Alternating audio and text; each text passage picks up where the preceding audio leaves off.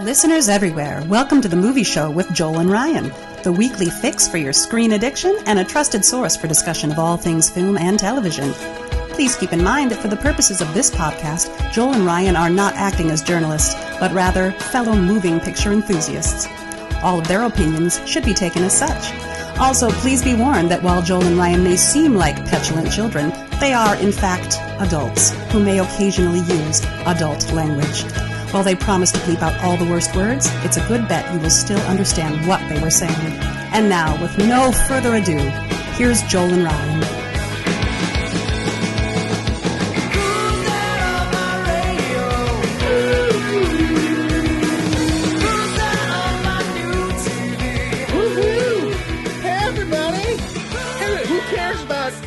About a quippy, pithy intro. Michael's here. Woo! Everybody, Michael's here. Yay. Yay. Welcome back to the Movie Show with Joel and Ryan. I am Joel. And I'm Ryan. And I'm Michael again. Yeah! Michael is here. Original, like OG friend of the show. Back for it pretty soon. We're gonna have to get him his own jacket. I'll have to send him a Movie Show with Joel and Ryan sticker so that you can we can afford a sticker. Jacket, so. Yeah. But hey, Michael, how you doing? I'm swell. I'm so excited to be here for this topic. I pre-show that if the friendship would have ended had I not been invited for this topic. That would have been the divorce. Yep. That would have been it. That would have been the bridge down the tube. College was nice and all, y'all, but those trips we took always unthinkable. We couldn't possibly do this particular topic without you. I mean, there's just a few we couldn't do. We wouldn't have done that without you. Period. Like I just. Mm-hmm. That would have also been divorce worthy. Yeah, exactly. So there was no thought of it. It was like, well, where do we squeeze these in? Well, this seems like a good time. We had an episode like a year ago or something like that. It was just Ryan and I kind of just we were talking about shows that we will never do. Or maybe we would never do. We called it the on-air production meeting. I think it might have even been like right after the last time you were on the show with the double features. But we were sitting there and we have this big master list of all the topics that we maybe someday we'll get to, and others that are just kind of being silly, like top 5 belly laughs by Topol. And episode's called "The Shows That Never Were." By the way, the shows that never were. That's what it was. And one of them was we were going to do a ranking of top Madonna movies and not invite you. That was a show we would never do. Just like release it and go and maybe tag you in all of it, but Mike, we didn't think you would want to do this. I don't think you'd want to be. I mean, I don't love her as much as I used to, so maybe it would have been okay, but I would have. That would have been divorce worthy. Well, we are sure super happy to have you back and have you here, and to you want to lay those in there, your top 5 Madonna movies. Well, Evita's number 1. I mean, as far as performance wise, with a bullet. Dangerous Game is actually pretty good for her performance wise. Let's see, Shanghai. No, I find Shanghai Surprise totally watchable. I don't know. Oh, it's so garbagey. I didn't write nothing garbagey like that. No, I like.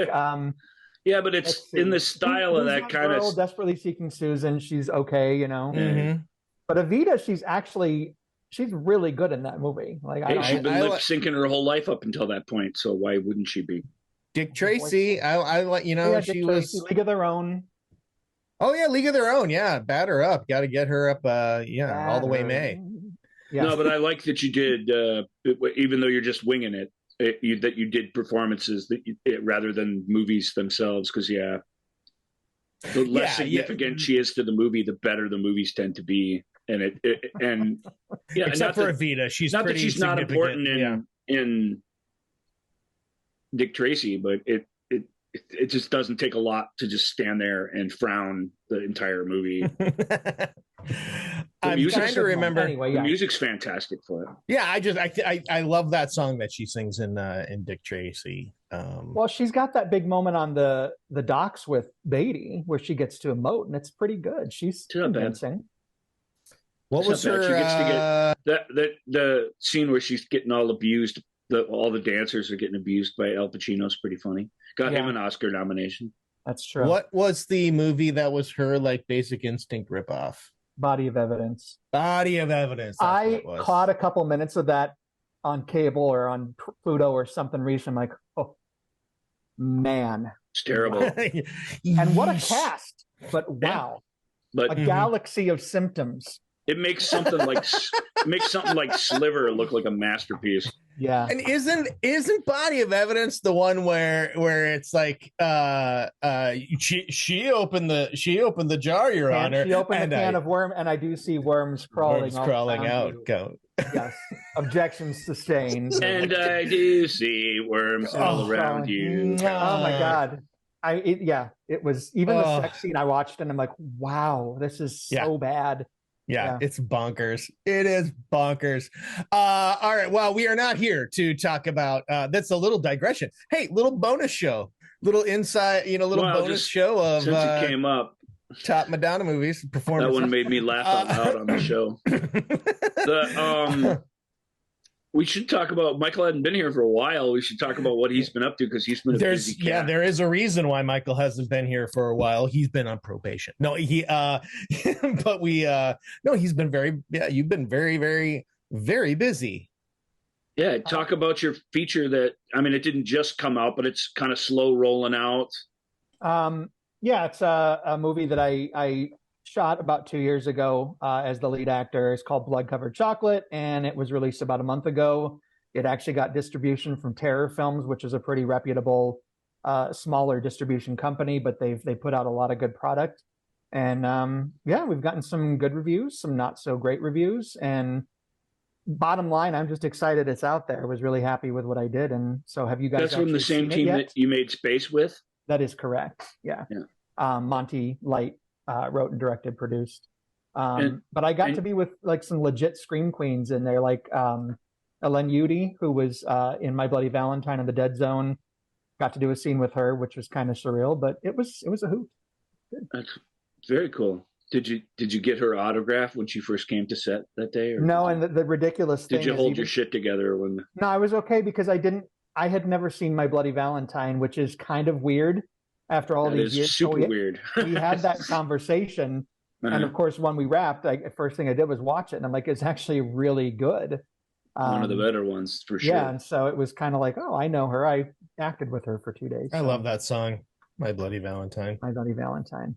But yeah, it was a good. You made at least one short yourself, didn't you? That you wrote and directed. My buddy Daniel and I put. And I didn't direct. I wrote it and then starred in it. It's Haunted by Nikola Tesla, kind of a little goofy supernatural comedy. So we're just in post and gonna get it out to the festivals hopefully and see what happens. Yeah. And you've been writing and writing and writing and writing. Yeah, I will be done with my first novel by the end of this month. And I actually got feedback from Elwood, my hubby. Surprisingly, he was very pleased and said it was brutal. No, because he's pretty no nonsense about. He was a little brutal, at least. It's one of the things. Right? Yeah, it's one of the things we love about Elwood is he is a straight talker. He will not sugarcoat his opinions, good pulls or no bad. Punches. Yeah, pulls no punches. No. The thing is, it's like I told him because he started reading a draft prior, and he's like, "Oh, it's kind of clunky." I'm like, "Ouch." Okay. I told him. I said, "Look, I'm really steeled against feedback on scripts. Like I've been doing it long enough. I don't whatever. But it's like this is the first novel. I can't. You're gonna have to be a little nicer because one, it's really personal. Two, it's the first time. You got to be a little softer touch because it was. He said clunky, and I literally sat there for 3 days in a funk. So." But he read an updated draft. He read the whole thing, and he, said it was brutal, which is great because it is. And that it reads like a Stephen King novel. I'm like, great, I'll take all of those things. So yeah. Score. I like. Yeah. Well, awesome. Well, we so we are starting the Mad Max Max May. What do you call there something really good on May is for Max? May belongs to Max. That's what it is. But I didn't mean Mad Max. I meant HBO Max, which is now called Max. That's just called Max. Yeah. As John Oliver said, for people who hate HBO but like Max, but like HBO, we've changed the name to Max. Watching John Oliver shit all over his bosses is super fun. It takes balls to do that. Mm-hmm. Even though it's a comedy show, it's like he thinks everything they're doing is wrong. He just keeps saying it over and over and over again. But yeah, no, in this case we are indeed going to delve in over the mad variety of Max. The Mad Maxian world. Gonna take another trip down under. We did not talk about these on our Ozploitation films. Obviously deliberately, because they're we didn't want to open the can and see worms all around us. So I will say that episode though with when we had guest Chris Fitchett on, it was just a super fun episode. You know, a guy who was there and was, you know, making movies and doing all the things. Really awesome stuff. So that's a great little compendium to these episodes, which we know will be superior episodes. These are going to be excellent. These are probably going to skyrocket to the top of your list, because I know that there are other podcasts out there where they rank our show, episodes of our show. And but no, that episode, season 4, episode 12, available wherever you get your audio podcasts, and available on the Movie Show with Joel and Ryan page on YouTube. Like and subscribe. Do it. Exploitation. Obviously, we couldn't done that show without Michael, because that was Michael's friend who was right there, present for some of the most classic exploitation films, and was friends and contemporaries of all the people in it. We're working on it. There's a chance we might get him to show up and comment a little bit on Mad Max. If we can, that'll be really awesome. We'll work him in wherever he wants. And if we can't, we'll never speak of this again. If we can't, I will go back and edit it out. No, that's not necessary. But he's a busy guy, he's a teacher. And when we had him on, it was during COVID, and we were all just sitting at home staring at our computers. And, it was like a really nice chance to interact with others. Whereas now it's a totally different deal. So we'll see. And the time difference really is problematic when we all have day jobs sort of here. I guess Michael doesn't, but it just makes it tricky. It really does. It's a big difference. It is on the other side of the world. He's in the future, y'all. Yep. He's in the future. Yeah, for sure. All right. Well, awesome. So, hopefully, awesome episode, the Ozploitation episode. Getting to hear Michael talk about Fortress. That's a thing that everybody who enjoys us even a little should need to show up for, even if you think, this kind of movie isn't for me. Fortress is for everyone, and you should go check that out. I recently introduced it to several friends who were uninitiated, and they were blown away. So, wow. I mean, tops Ozploitation movie, without any real debate. Look, I don't want to stir things up. I prefer Fortress to Mad Max. Do you? I do. Yeah. So that's just that's my. It's a personal, it's a choice.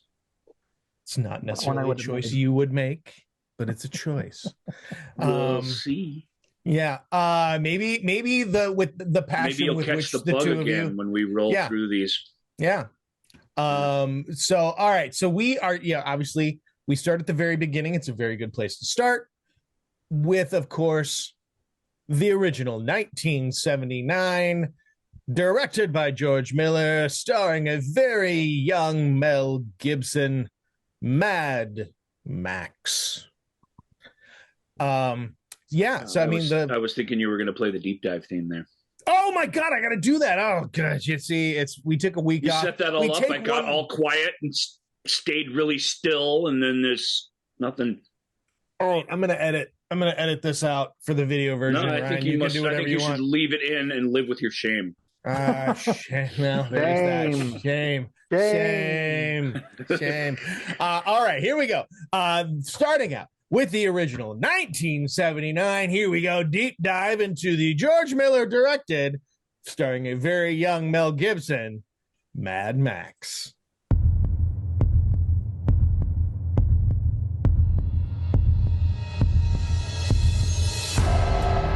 I have to do a deep dive. Deep dive. Deep dive. I have to do a deep dive. Deep dive. Deep dive.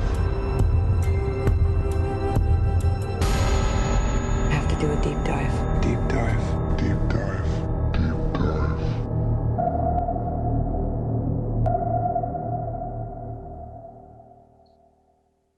I mean, we have to. We have to do the deep dive. Well, now you do. Oh, well, I said it twice, so we got to. Yep. All right. 1979 Mad Max. Go. I guess. I mean, it starts out. It's good. We are night riding. Yeah. Before we get to that, though, a little setup for what it is and how it came about. Although Knight Rider is great. It's a great way to start the film. And we'll talk about just kind of how almost perfect it is. Like how much you learn in that scene, despite the fact that it's thrilling and amazing. How much you learn about everything in it. It's incredibly efficient. And one of the coolest things about George Miller in general, really, if you look at his films throughout the years, but definitely this first film where it really stands out is how just ridiculously efficient it is. How there's just nothing there that isn't needed or that doesn't absolutely contribute some sort of greatness to the whole enterprise. George Miller and Byron Kennedy, we'll talk about Byron a little bit too as we go. They had this idea to make this road movie. The idea was it wasn't to be a dystopian movie or, as it becomes later, a sort of post-apocalypse movie. The idea was that during the energy crisis in the late 70s, the people were lined up, for a mile to get their little bit of rationed gas that the government would let them have. And if you were butting in line or you were cheating your way, so people were met with rather extreme violence in Australia. And these episodes inspired this idea that they'll do anything, even when the world's falling apart, they'll do anything to keep the motors running and the vehicles going. And even industry would sort of support that. And it was going to be the story about this George Miller, like journalist who investigates this and slowly loses his soul when he just sees all the horrors of it. And that was a very froofy thing that became this very B-movie idea about how even the authorities are just one step away. It's said explicitly in the film from the bad guys that they're chasing. Long as the paperwork's clean, you can do what you want, is what he says to him. Forgive us, especially Chris, for all the terrible Australian accents when we do some of these lines. We'll get into Australian accents later too. Oh, Australia. Yeah, because I don't do that one very well. I can imitate the guys in the movie a little bit, but I don't do that one very well, so it just isn't right. But I still feel like I can't just say it in my own voice. That's not right either. So there you go. So there's going to be a lot of quoting. These are incredibly quotable films. Even though there's very little talking in them, when people say stuff, it's fun. So anyway, George Miller's a doctor, and he worked in emergency rooms, and so a lot of the accidents and stuff that you see in it are all sort of based on these real things that happen. A lot of the anecdotes are based on real things that happen. Part of the way they raised money for the movie was they went out, they did doctor on-call stuff where Byron would drive the van The van is featured in the film, in fact, and they would drive around and do house calls, and George would be the doctor, and they just saved up all this on the side and filmed this film. And even that, of course, not enough to make a movie. It's not just like, well, let's go save up $350,000. Normal people, even doctors, it's hard to do that in 1978 or whatever it was.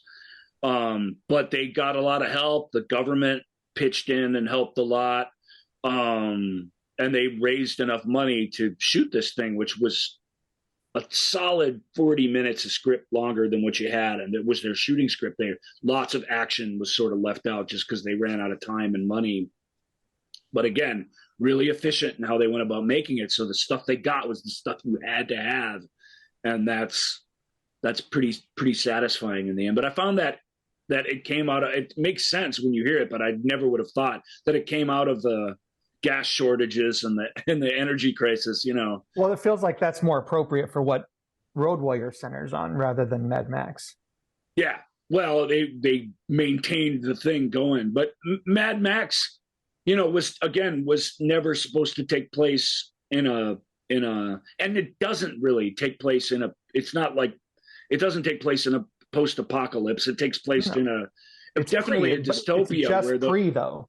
Yeah, exactly. Where things are falling apart. The war has apparently already happened, we're told. So that's canon. Really? Where? I don't remember that. The opening crawl of the thing says that in Road Warrior, right? Is that right? I thought it was in Mad I don't remember that crawl. Yeah, I don't remember that crawl being in the original Mad Max. I think it's Road Warrior that has the crawl. Road Warrior has a voiceover, actually. I don't think there's a crawl. I mean, I don't think the war has. Well, it doesn't crawl, but it just shows up on screen. There's some text at the beginning of it. I'm pretty sure I just watched it last night. It's not like a highlight of the movie or anything, but no. But I'm just saying, it's like I think it is pre-war. I don't think anything. It's just a lead up anyway. Even if it isn't, compared to what comes later, it certainly feels like it is. I mean, it really does. It really does feel like this is society, you know, on the brink, but not completely falling apart. People still live in nice houses by the beach, and you know, there's still some sense of authority. The courts will hear about this disgrace. So there's stuff. The system hasn't completely broken in the film, whether that's because it's in Australia or whatever. And yeah, it starts out with this chase scene, just like it should. A movie like this should start out with the Knight Rider and his floozy. Knight Rider. Knight Rider's a cop killer. If you'll watch the film, you'll see that the bad guys all have a similar tattoo somewhere near their face. That's a little Greek. George Miller has Greek heritage, and it has a little Greek F, which it's never explained, and I don't think he ever explains in an interview, but we believe it's like the first word of killer in Greek starts with an F. And I can't remember that word, sorry, but that's the theory. You see Johnny Boy gains his F later in the movie. We first meet him, he doesn't have it. So that also lends credence to it. Knight Rider's got one, and AC/DC fans. Here's killer in Greek. Phonias. So we think that's what it means, you know, like it's a Roman Empire thing. Knight Rider is just a psycho. He's just a psycho who is kind of, I don't know what he's going through in this scene or what particularly led to this. Last year.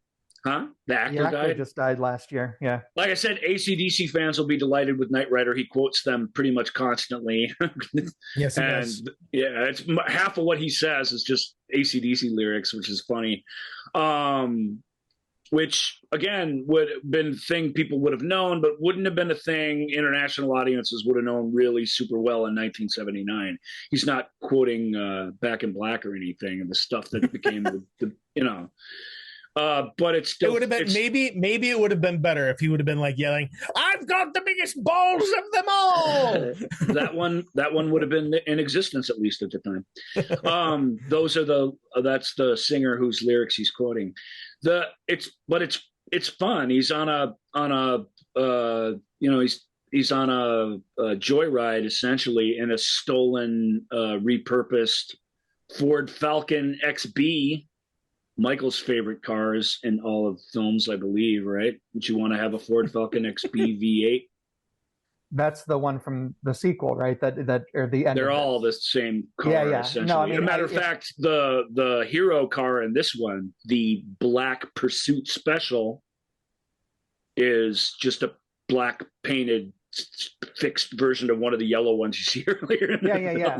No, so like, they only had I'm not a couple of cars. If I had to say for cinematic, that car is just it's amazing. a car fetish film, you know what I mean? Yeah, so even even the other cars that you see are all, pretty fancy. Kawasaki donated the motorcycles to the film. The motorcycle gang in the movie, at least the smaller roles, are made up of actual motorcycle gang people. Most people are doing their own stunts and stuff. Yeah. I mean, not completely, but there's a couple of pretty harsh ones where that's not the case. But mostly they're driving around, and when you see them moving, I mean, it lends a lot of excitement to it. Knight Rider's a loudmouth jerk, and you want to shut him up, just like Big Bopper and his partner want to. They're chasing after him to kill him. The cops even, and I can't tell you. I can't remember Big Bopper's partner, the bigger guy, but they're funny. They're almost a comic team. Who's going to drive? They fight over, blah, blah, blah. They have these little quips together. I don't want you to blaspheme. Yeah, exactly. I mean, where's that come from? It's awesome. No need to blaspheme. All right, I'll move over. Whatever. Poor guy. Yeah. He suffers a bad accident in this particular sequence. And there's this fantastic reveal of our hero, Max Rokitansky. It's hard to explain. It's simple enough, but it builds huge mystique around him just with these few shots of what a absolute, sent from, the post-apocalypse heavens this guy's sent from. They just show his hands and they show his back standing in front of his car. They show him sort of putting his gear back on when he sunglasses. answers the call. Yeah. Mm-hmm. It's really, really well done because there was a lot of pressure, even though it was an independently produced film. There was a lot of pressure by the distributors to get some sort of international star to star in it. And there was a lot of work done to that end. Who can we get to do this? And they just very wisely, he's like, we're at less than $500,000 here to make this movie, and if we cast anybody with any clout, even not a famous star, if we just cast somebody with a history, we got to pay them half the budget of the movie. You know what I mean? Very ironically, the tricked up Black Pursuit Special cost 3 times what Mel Gibson was paid for the film. So the production budget was allocated in that way to get everything cool they could possibly get on screen. Another fun story before we finish up the Knight Rider chase, which is great, is what? No, I just forgot. God, it's weird how things. Oh my God, I'm on tenterhooks. Well, no, but it's I want to talk about the. Go ahead. It's only the second Australian film, the first being another car movie, The Cars That Ate Paris by Peter Weir. It's the first Australian film shot, not the first film shot in Australia, but the first Australian produced film shot in anamorphic widescreen. And that is truly the visual. That's where the visual power of this film comes from. The long highways, the dots on the road racing by you in widescreen. It really makes it look 1,000,000 times better and more expensive than it actually is. The way they managed that, because they had a Panavision camera, but they couldn't afford to rent anamorphic lenses to shoot the movie that way. So the movie's made up almost entirely of recycled film ends on different film stock. And they found in Peckinpah film, a Steve McQueen movie, what's the one? The Getaway, which was shot down there in part, at least. They found one uncracked 35 millimeter lens, which they shot every scene in the movie with. And that's how they managed this feat. So every little thing was a battle to the death to just get it done. And if you take just like when we watched it on TV, the story is still affecting. But when you first see any of these movies, but particularly this one in widescreen, it really it's like, wow, it's still an exploitation film. I have no question, but that part of it, because of it, it has such style that sort of fades to the background, and you feel like you're watching something fairly special visually, which it is. So what happens with Knight Rider? He's riding along. There's, again, really perfect sort of exposition. I saw a cinematographer, rather renowned one, whose name I can't remember, talk about this movie, and he goes, it was the first action movie I saw where when they edited it, continuity didn't matter, left to right didn't matter. Like, nothing mattered except this is the thing we're trying to show you, and you don't really care if it doesn't fit together. And of course that gives this whole sequence this sort of disorienting feel to it. The scene with the little kid running out into the street and the car with the trailer not being able to turn around completely in the highway.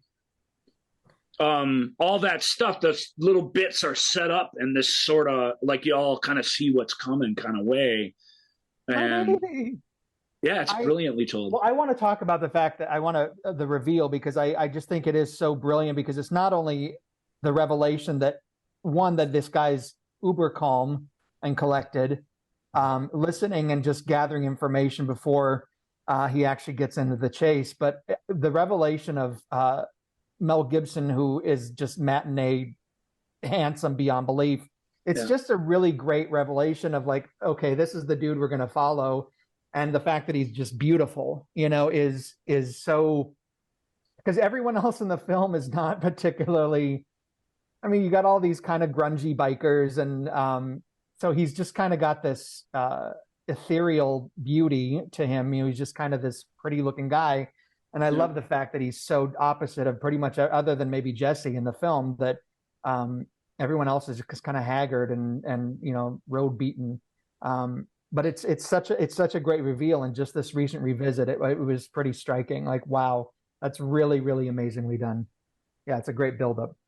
Yeah, I really do think it couldn't be better. It's just like when he turns, and you don't even really see him even through the chase sequence. He's sort of kept hidden until the big accident at the end, and then he steps out of the car and comes walking up. And even the look on his face then isn't, "Whoa, I killed the guy." It's, "Hey, what's going on here?" Like there's along with the youth of the guy, this guy that we know from all these countless other movies, there's a weird, like, childlike innocence to him. The character, for sure, but the actor, I think it all is sort of blending together a little bit. But I want to bring up that shot of as he's starting to approach on that kind of cross street as the Knight Rider's coming down. Do you know what I'm talking about? Every time I see that, it just blows my mind. Yeah. The great one with the Knight Rider zipping by in the background. You know how long that kind of thing has to take to set up? I mean, you literally have the whole world in the shot, right? Yeah. And to time those things out, I mean, that's really, really amazing. It was a guerrilla film. They didn't have permission to shut down roads. They didn't have permission to shut down bridges. They didn't have permission to do anything really, and they just did it. And they had lookouts and stuff. But eventually in the outskirts of Melbourne where they shot the film, eventually everyone, the cops aren't stupid. They started to figure out they're doing this everywhere. And instead of being like, "Oh, you can't do that," or "the courts will hear about this disgrace," they were all, "Hey, what can we do to help? This looks neat. What's that?" They got all sort of into it and became allies of the production, which really, really helped the production as the stunts and things got more, complicated as they went. But it really was made by just a small handful of people on the sly with very, very little resource. And it has the character. It still feels like a small, low budget movie, but it has the character of a low budget B movie, but it has the character of a big thing too. I think people compare it a lot to Road Warrior. I think a lot of us saw Mad Max 2 first. I certainly did. Yep. That was a really big independent hit in the summer '82, and a huge like HBO replayable thing. And this wasn't that. So this was really big, $100 million or something worldwide. It's the most profitable independent movie ever until the record was broken by Blair Witch Project. That's how long it reigned as cheapest movie to biggest financial return. Mad Max now I'm talking about, just to be clear. It earns it in every frame. So yeah, the filmmakers put a naval rocket on the back of Knight Rider's car. And I guess the story is that it worked. Like you see it in the shot and it really propels the car fast into the action, but the car actually misses the stuff it's supposed to hit. You can see that clearly in the movie. And it just kept going off the road into the dirt, with filmmakers chasing after it, trying to catch it and stop it. And then they had to edit the explosion where you don't see a car hit anything. You just see an explosion. And it's all kind of put together so well that it doesn't really matter. It's works and it's thrilling. There's the chicken moment where Max just shows up and they play chicken together. And Knight Rider, who's all bluster and loud obnoxiousness, who's taken out all these other cops one way or another during the chase, just completely loses his nerve and becomes a weeping wreck of a person. Yeah, what is up weird. with that? It's weird. It's really I sort of feel like if he it's not anything Max did to stop the Knight Rider. The Knight Rider, like if the Knight Rider would have if he would have kept his bluster and screaming, he would have navigated all that stuff and he would have just kept on going. He's almost a stereotypical movie bully, in that the first time anybody stares him down, he just completely becomes worthless. I mean, beyond worthless. He becomes completely self-destructed, suicidal. Worthless. My favorite moment in this whole sequence is when the chick lays her head on him and he kind of pushes her aside. Yeah. Well, and her reaction to him becoming a complete pussy is really. She hardly says anything in the movie, but it's a decent performance by her, because her like, what is going on? What happened to you? You're not here anymore. Things are not going very well anymore. They feel like they're doomed, and it becomes a self-fulfilling prophecy. And the accident, the cars, it's weird how Mad Max, very much like Texas Chainsaw, really doesn't show you anything, a couple things, but it only needs to show a couple things. Everything else is left off screen, off camera. This stuff happens that's terrible, but you just aren't shown it. The explicit violence is not really super a part of the movie, which is weird. And I think because we see the aftermath in the injuries, I think that's also a big part of why there's this, like, and that's certainly bloody and nasty enough to get you in our rating. That alone. Yeah, but I'm just like, that's why you're like, oh yeah, I didn't actually see that happen. Yep. Right. All I saw was like some, like the noises or something off camera or someone's reaction to it.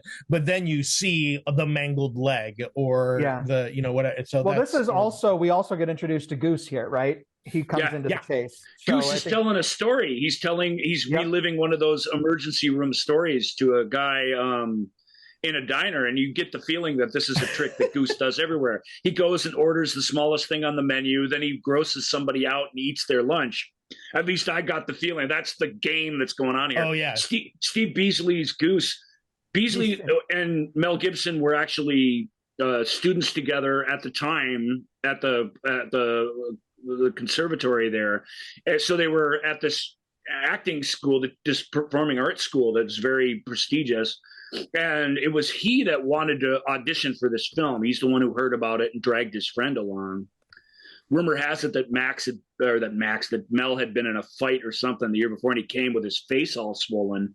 And they're like, "Well, you come back on Thursday, for the extras tryouts or whatever. We want freaks," is what they basically said. Well, but he wasn't there for that. He was just hanging out. He was just like a lot of legends. Maybe it's just legend. Who knows at this point? But like a lot of the legends go, "Hey, I was just standing there or whatever." What's his face was who ended up playing Short Round was just there for his brother and they caught the filmmaker's attention because he kept directing him and telling him what to do and where to look and what to say, and that got him a whole bunch of attention. Johnny Depp in Nightmare on Elm Street, same story. He's just hanging out to support a pal, not even an actor, didn't even want to be an actor, didn't know what the hell he wanted. He was just a kid. Those sorts of things are neat. And this turned out really great because he wasn't their first choice or third or fifth or ninth. He was just some guy that came throughout the interview process who the more they saw him do and the more they liked the quality of him. And certainly once the swelling in his face went down, they were like, Jesus, this guy, you're going places, kid. Let's get him in the picture. That's really bad Australian accent. I'm not sure that's how they said it, but you get what I'm saying. Yeah. And yeah, he rules the sequence. He rules the sequence. It's absolutely fantastic. All the near misses, poor Bopper getting his throat torn out. Better send a meat wagon. Yep. We're out of it. We're out of the game. Yeah. We're out of the game. Yeah. Or the excitement he gets when he gets the crashed car to start up so they can start chasing again. The whole thing. And Goose's accident where he slides across the pavement and the guy leans out the window. He's like, "What's going on?" He goes, "I don't know. I just got here myself." Yeah. So even Goose, we get this great introduction to the character. Yep. Different. He's going to obviously be the fun, loving clown guy. He's going to be the Goose. There's another famous Goose that's sort of like this in other movies. I don't remember which one. It's a perfect sequence, though, to grab your attention. Top Gun. There's within 3 seconds you're in. Yeah. There's no, and I think that's what's so impressive about this, because I think other people would, because like you said, you do get some information. You get the fact that it's kind of dystopian, that there's cop killers, that there's crazy people, that there's, it really gets you in quick, and I don't feel like you lose anything. Right. In that way, and we won't talk too much about this, but maybe if we can have Chris on, we'll let him do it. But in that way, it's like a Western. They're just these saloons, all these isolated buildings, people living on the go in trailers and under the stars. And it really does feel like the Wild West. It's certainly the authorities, the way they interact with the bad guys. It absolutely has all the trappings of a Western, except with muscle cars and motorcycles instead of horses, and that's neat too.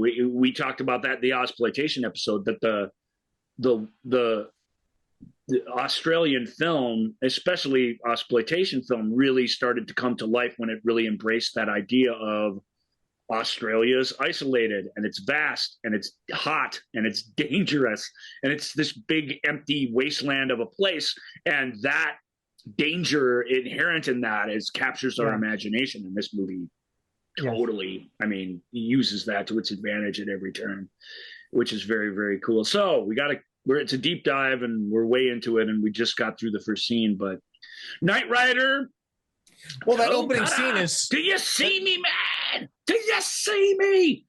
The other great thing about the sequence is not a non sequitur just to introduce a bunch of stuff. This is the vengeance and the bad blood between the parties comes from Knight Rider being taken out by one of the cops. Knight Rider's part of a gang, an important part of a gang, a very beloved member of a very psychotic leader of a very dangerous motorcycle gang.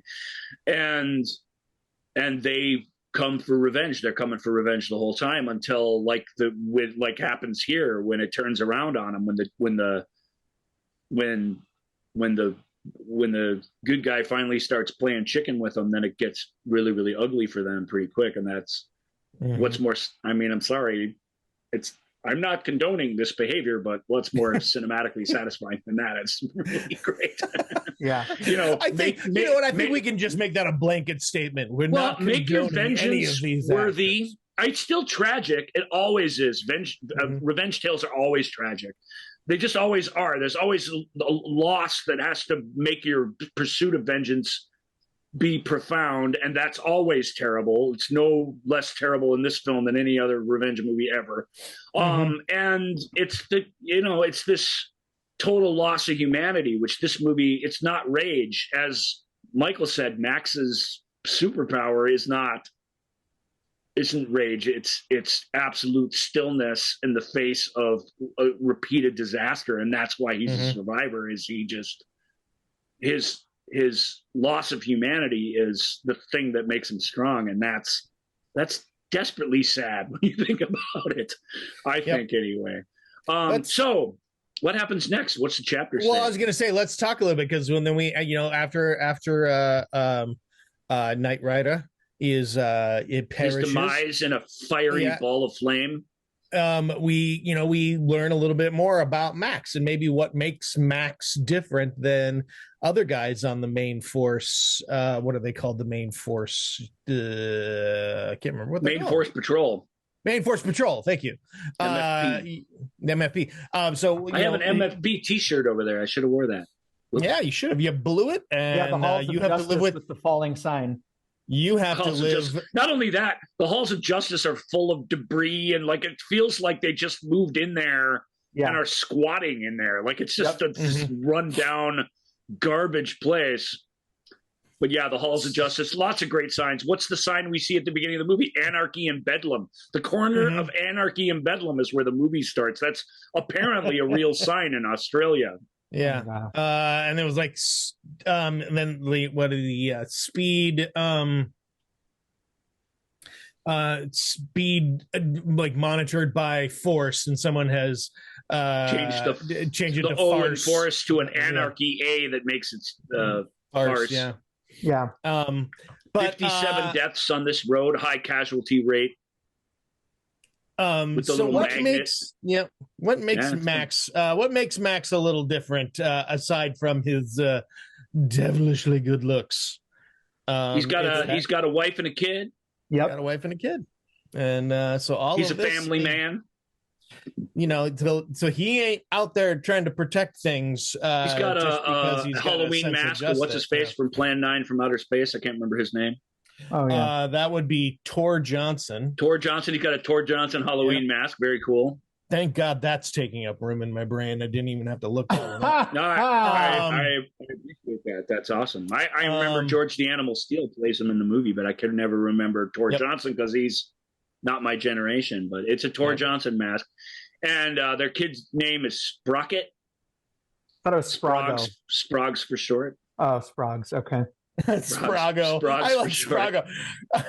And he talks weirdly. He's an infant, but he talks with a Russian accent. I am Sprago. He wears big furry hats and has a beard. No, he's just a kid in overalls and a striped shirt, playing with 88 Magnum guns in his spare time that are left lying around the house. There's there's a scene later on in the film where Jesse is trying to get away from the some bad guys, toe cutters gang, and like the baby is just in the back with an ice cream cone, and then like in the next shot, she takes the baby and she's running off. We see Mel Gibson, we see Max go and reach into the back, and that's where he gets the shotgun from. So it's like that baby was just back there with the shotgun, and then you literally in this first scene where we're at in the film in the deep dive, you literally see him holding a handgun in his hand and kind of looking at it and checking it out. So I mean, to me, that begs the question: is Sprogs? It's weird. It's an insert. It's not part of the scene. I don't know why they put it in there. It's a little much. But they're first-time filmmakers, so whatever. Yeah, well, and you know what, and Jesse and Max first-time parents, and sometimes you just make the best. Very clearly. I mean, this sequence is good, and it's important to set up their relationship and their. The only issue I have here is the heavy-handed music in this sequence. Yeah, the heavy-handed music in Mad Max and in Road Warrior by Brian May, not the guy from Queen. It is fantastic. It's like Bernard Herrmann-esque. It's really heavy-handed, but in a great way. But the intimate moments it struggles with. I actually like Jesse's theme, the theme of their family, but when you get the saxophones and stuff involved, I mean, and she plays the saxophone, and saxophone's a recurring motif throughout these films. When she's playing the saxophone, that caught me a little by surprise. Yeah. I was not ready. So All I'll say, Michael, is that I don't disagree with you. I know exactly what you mean. At the same time, we've heard cheesy saxophone music and stuff from this era, and this isn't anywhere near as cheesy as it could have been for a low budget film. I think the problem is because there's always that fine line of cheese to legitimately working, and I think their interaction, like the little sign language thing, it's fine. Not real sign language, by the way. She just made but that you know what I up. mean. Like her little. I'm crazy about you, whatever. It's very touching, and I think it's just enough for us to connect them and build that sympathy, which is obviously very important later. But it's just sucks that the musicians and Miller and whoever made this call, it's like, you would have made it work, even though the actual interaction was kind of cheesy and stupid. I would have bought it if the music hadn't ruined it. And so it's just like, you could have made it work, but it's Brian May couldn't have, though. That's my only point. That's as subtle as he gets. It just is. He is not people are not, even though they did these iconic movies, he's not a film composer people are super fond of because he's ridiculous. I mean, that's even by 1979, people just weren't doing that anymore. That's like a 1940s style of composition. There are some stingers, I think, with Goose's hospital scene that are crazy good. Yeah, they totally make a difference. It's true. Yeah, it's a good point. But this isn't just sadness or a quiet moment. It's romance that he's trying to provide you. And like I said, I think the theme itself is lovely. It's the arrangement is over the top, and it does sort of bring it down. But I just telling you, from knowing his other work, it could be so much worse. It could be so much worse. This is it really is. I just want to give him credit. It really is amongst the better things of this type that he's done. So, and that's good. It helps the movie a lot. Back to the halls of justice, Joel? Yeah, we could have used a stinger like this. So Max is then, he's like, well, Goose is telling me to come in. I gotta come in. Goose is telling me, and we go in, and that's when we first sort of see the super souped up car that his buddies are working on. Sucks Nitro. Sucks Nitro. You got the stutterer guy. Yeah, the last of the V8s. We meet Fifi. It is called throughout the series the last of the V8 interceptors, but it is technically not an interceptor. It's a pursuit vehicle. It's the Black Pursuit Special is what it's called. Well, this is a great scene though, just from the conversation with the suit up with Fifi about the suit in the fencing uniform. What a bizarre fun choice that is. So what weird. What are we learning here is that Max wants out. Yeah. We're learning this, and that they're bribing him to keep him in, which is it's just a nice tiny little bit of exchange of information, but it sets up again for stuff later, and that Max is trying to turn over a new leaf and go be a family man. And and we meet the head of the MFP, the Fifi, who was at the time of filming the most famous actor in this film by far, in Australia at least. I can't remember his name. I can't remember his name right now, but I will tell you, it is Roger Ward. Roger Ward. And he goes, "Yeah, we know you want to give the world back their heroes." It's weird that we hear the speech later that this guy's like, "Don't give me the speech in this scene." He's like foreshadowing it. Yep. I think that's very clever writing, actually. Because normally you would do the opposite. You'd have him give the big thing, and then later people like, "Yeah, we know what you want." They do it in reverse, which is fun. And like I said, the guy who's like, whatever, do whatever you're going to do. I'm not going to get behind it. And he's got the wooden fencing stick and the mask. Yeah, the mask. I don't know why I'm so taken with that, but I'm just like, it's bizarre. It's not bizarre. I mean, it could happen. But it's like, obviously he's on his way to something, but it is a very weird, very specific choice. Why was that choice? Yeah. Why was that made? Well, my favorite thing in this sequence though is he's not one of these guys if he's going out to fencing practice. I mean, it does put this dude on like a different socioeconomic level, but it is a weird choice that I love.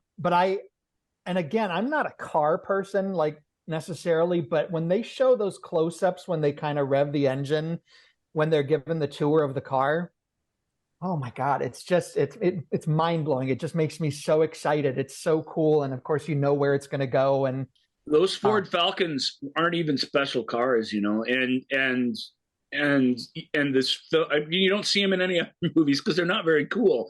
In this movie and in the following movie, it's the coolest muscle car in like all the films. It takes the place of all the rest of them. It is an absolute badass looking thing. yeah. And, you know, they've souped up the front of it. They put that slick sort of headlight covers on it and all that stuff. And they've got the big air intake thing, which wasn't even real. Mm-hmm. It had its own mechanism. They had to put it in the car with the belt on it that turned, and that had a little engine inside the engine that made it run when the car was going, because it was just for decoration, essentially. None of that really worked. But you get it, and without them explaining it to you, you see these guys get excited. Yep. Goose says, well, now that you've seen it, that's all you have to say. You know, it's buddy stuff, which is also pretty important to the movie. Yes. And what does he say? He says, oh, when do we go for a ride? He says. So, but even feel like Max, we've just seen him with Jesse, and we feel like this is him. This is the act. This is the act. He's that guy. He's not really this guy who's hanging out with the guys and wants to take the badass car out. They never do until it's time for it to come out. You know, we'll talk about that. So let's move on to Toe Cutter. We first meet Toe Cutter when they are going to retrieve Knight Rider's body. That's right out of that whole scene in the rail station where the body comes, and Toe Cutter. Hugh Kynes-Byrne and Toe Cutter is all-time awesome. He changes his voice scene to scene to seem crazy. He really believes the character is crazy. Yeah. Love that. His name is the Knight Rider. It's the same. I love Think that of it's him the same. It's the same actor as Immortan Joe in Fury Road. I mean, I love that he got to play these two iconic villains in the same franchise. I love that. It's neat, really neat that they bring him back for the latter one, because he's fantastic. He wears a Genghis Khan like furry jacket, and that really was his. He saw him as Genghis Khan of the Outback, but who had really gone mad and who didn't know why he was doing anything. Essentially, is how Hugh describes him. But before we get to him, we meet Bubba Zanetti, who's one of my favorite henchmen in all the films. He's standing there with the guy, and he's like, "Yeah, we're here to pick up our friend." He's so so great. We're here to pick up our friend, and that pauses and the deliveries, even from the ticket guy, the railroad guy. Yeah, it's all these weird long pauses, and he then is it's super awkward. Goes to get a hat to go to the. It's like, it's so, all these weird little details that makes it, but this whole sequence, I think, is one of the two most disturbing in the whole film for me. How this sequence ends is just upsetting, and it's exactly what you're talking about. We know what ended up happening to both those young people, but we don't see it, but this recent rewatch made me very upset watching that sequence. It's extremely upsetting. Again, it's played in this almost weird Keystone Cop style of goofiness and irony, but but then at the same time, when the violence starts coming down, the hyper editing when they're wrecking that hot rod out in the field, like it eventually you get the sort of maximum impact out of it without, like you say, without actually seeing it. But it's terrifying. It starts with this, the Toe Cutter with the Knight Rider's body showing up on this rail Am platform. I wrong, or is that coffin smaller? No, it's too small because it's all that's what they left said. Of them. He even says, said, no, they're not he goes, well, they didn't leave clear. much left of me. He goes, and Bubba says, they must have cut his heart out. Oh, yeah. He says, okay. And he's like, that's what I meant. I love the unease that they start out this whole sequence with, not only with the train guy, but like all the other people, like the one he licks one guy's face, and then they're skipping So it's already they blow a awkward. milkshake in that guy's face and then lick it off. And it's implied that he's also sexually assaulted, if not murdered. Yeah. Do you see his girlfriend in the scene still with them later in the movie? It's creepy. The two kids in the hot rod they're all just hanging out there like, look at all the cool motorcycles. Like, there's this sense to like, this is just the world now, and isn't this neat? And then when it turns by them just pranking. They're not even really into their own evil. They're just anarchists, and they don't care, and they don't value human life, and then it gets very, very quickly and terribly out of hand. And the gleeful chaos made me think a lot of the guys in A Clockwork Orange. Yeah. When just the delight of just creating mayhem. Well, they're all high as kites anyway. They're in another zone, I don't think it's even that they're not in control with themselves. I don't think, Yep.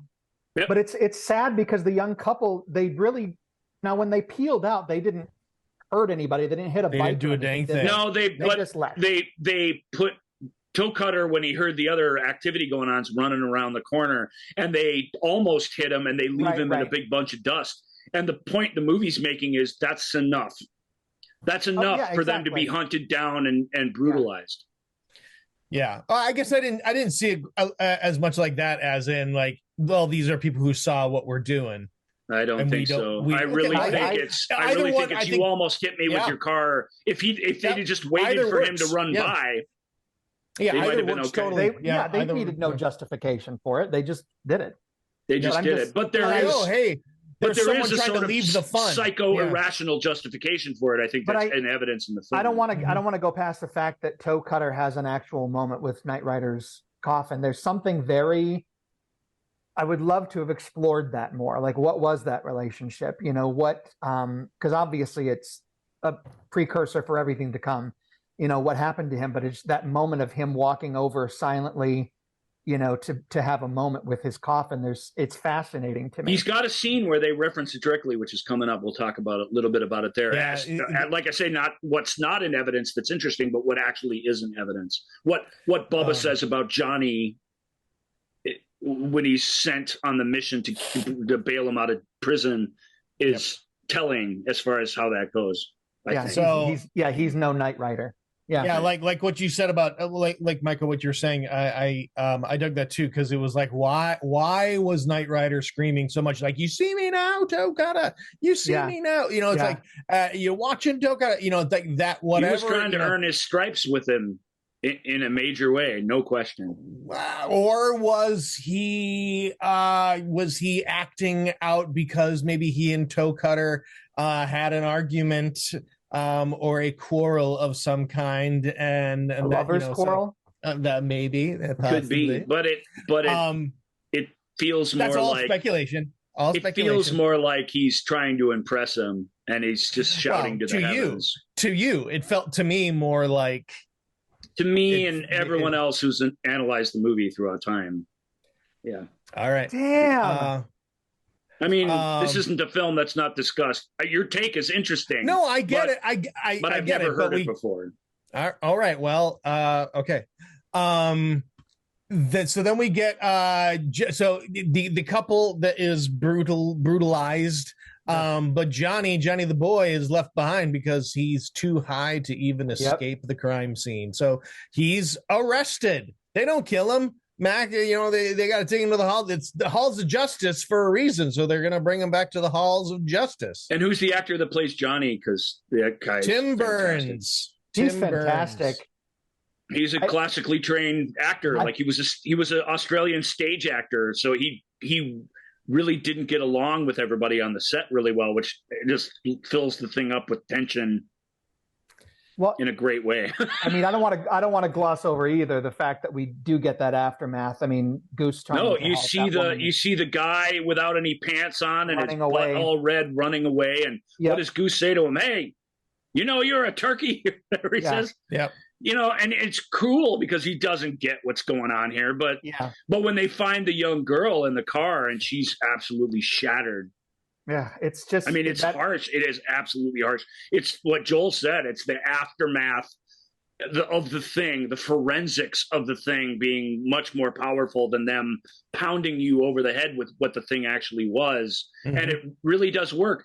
It really works in this case because it's not a murder even. There's a victim here who's absolutely scarred by this event and who did absolutely nothing except just be alive in this brutal world. I had an interesting thought, though, because Goose carries her into the car.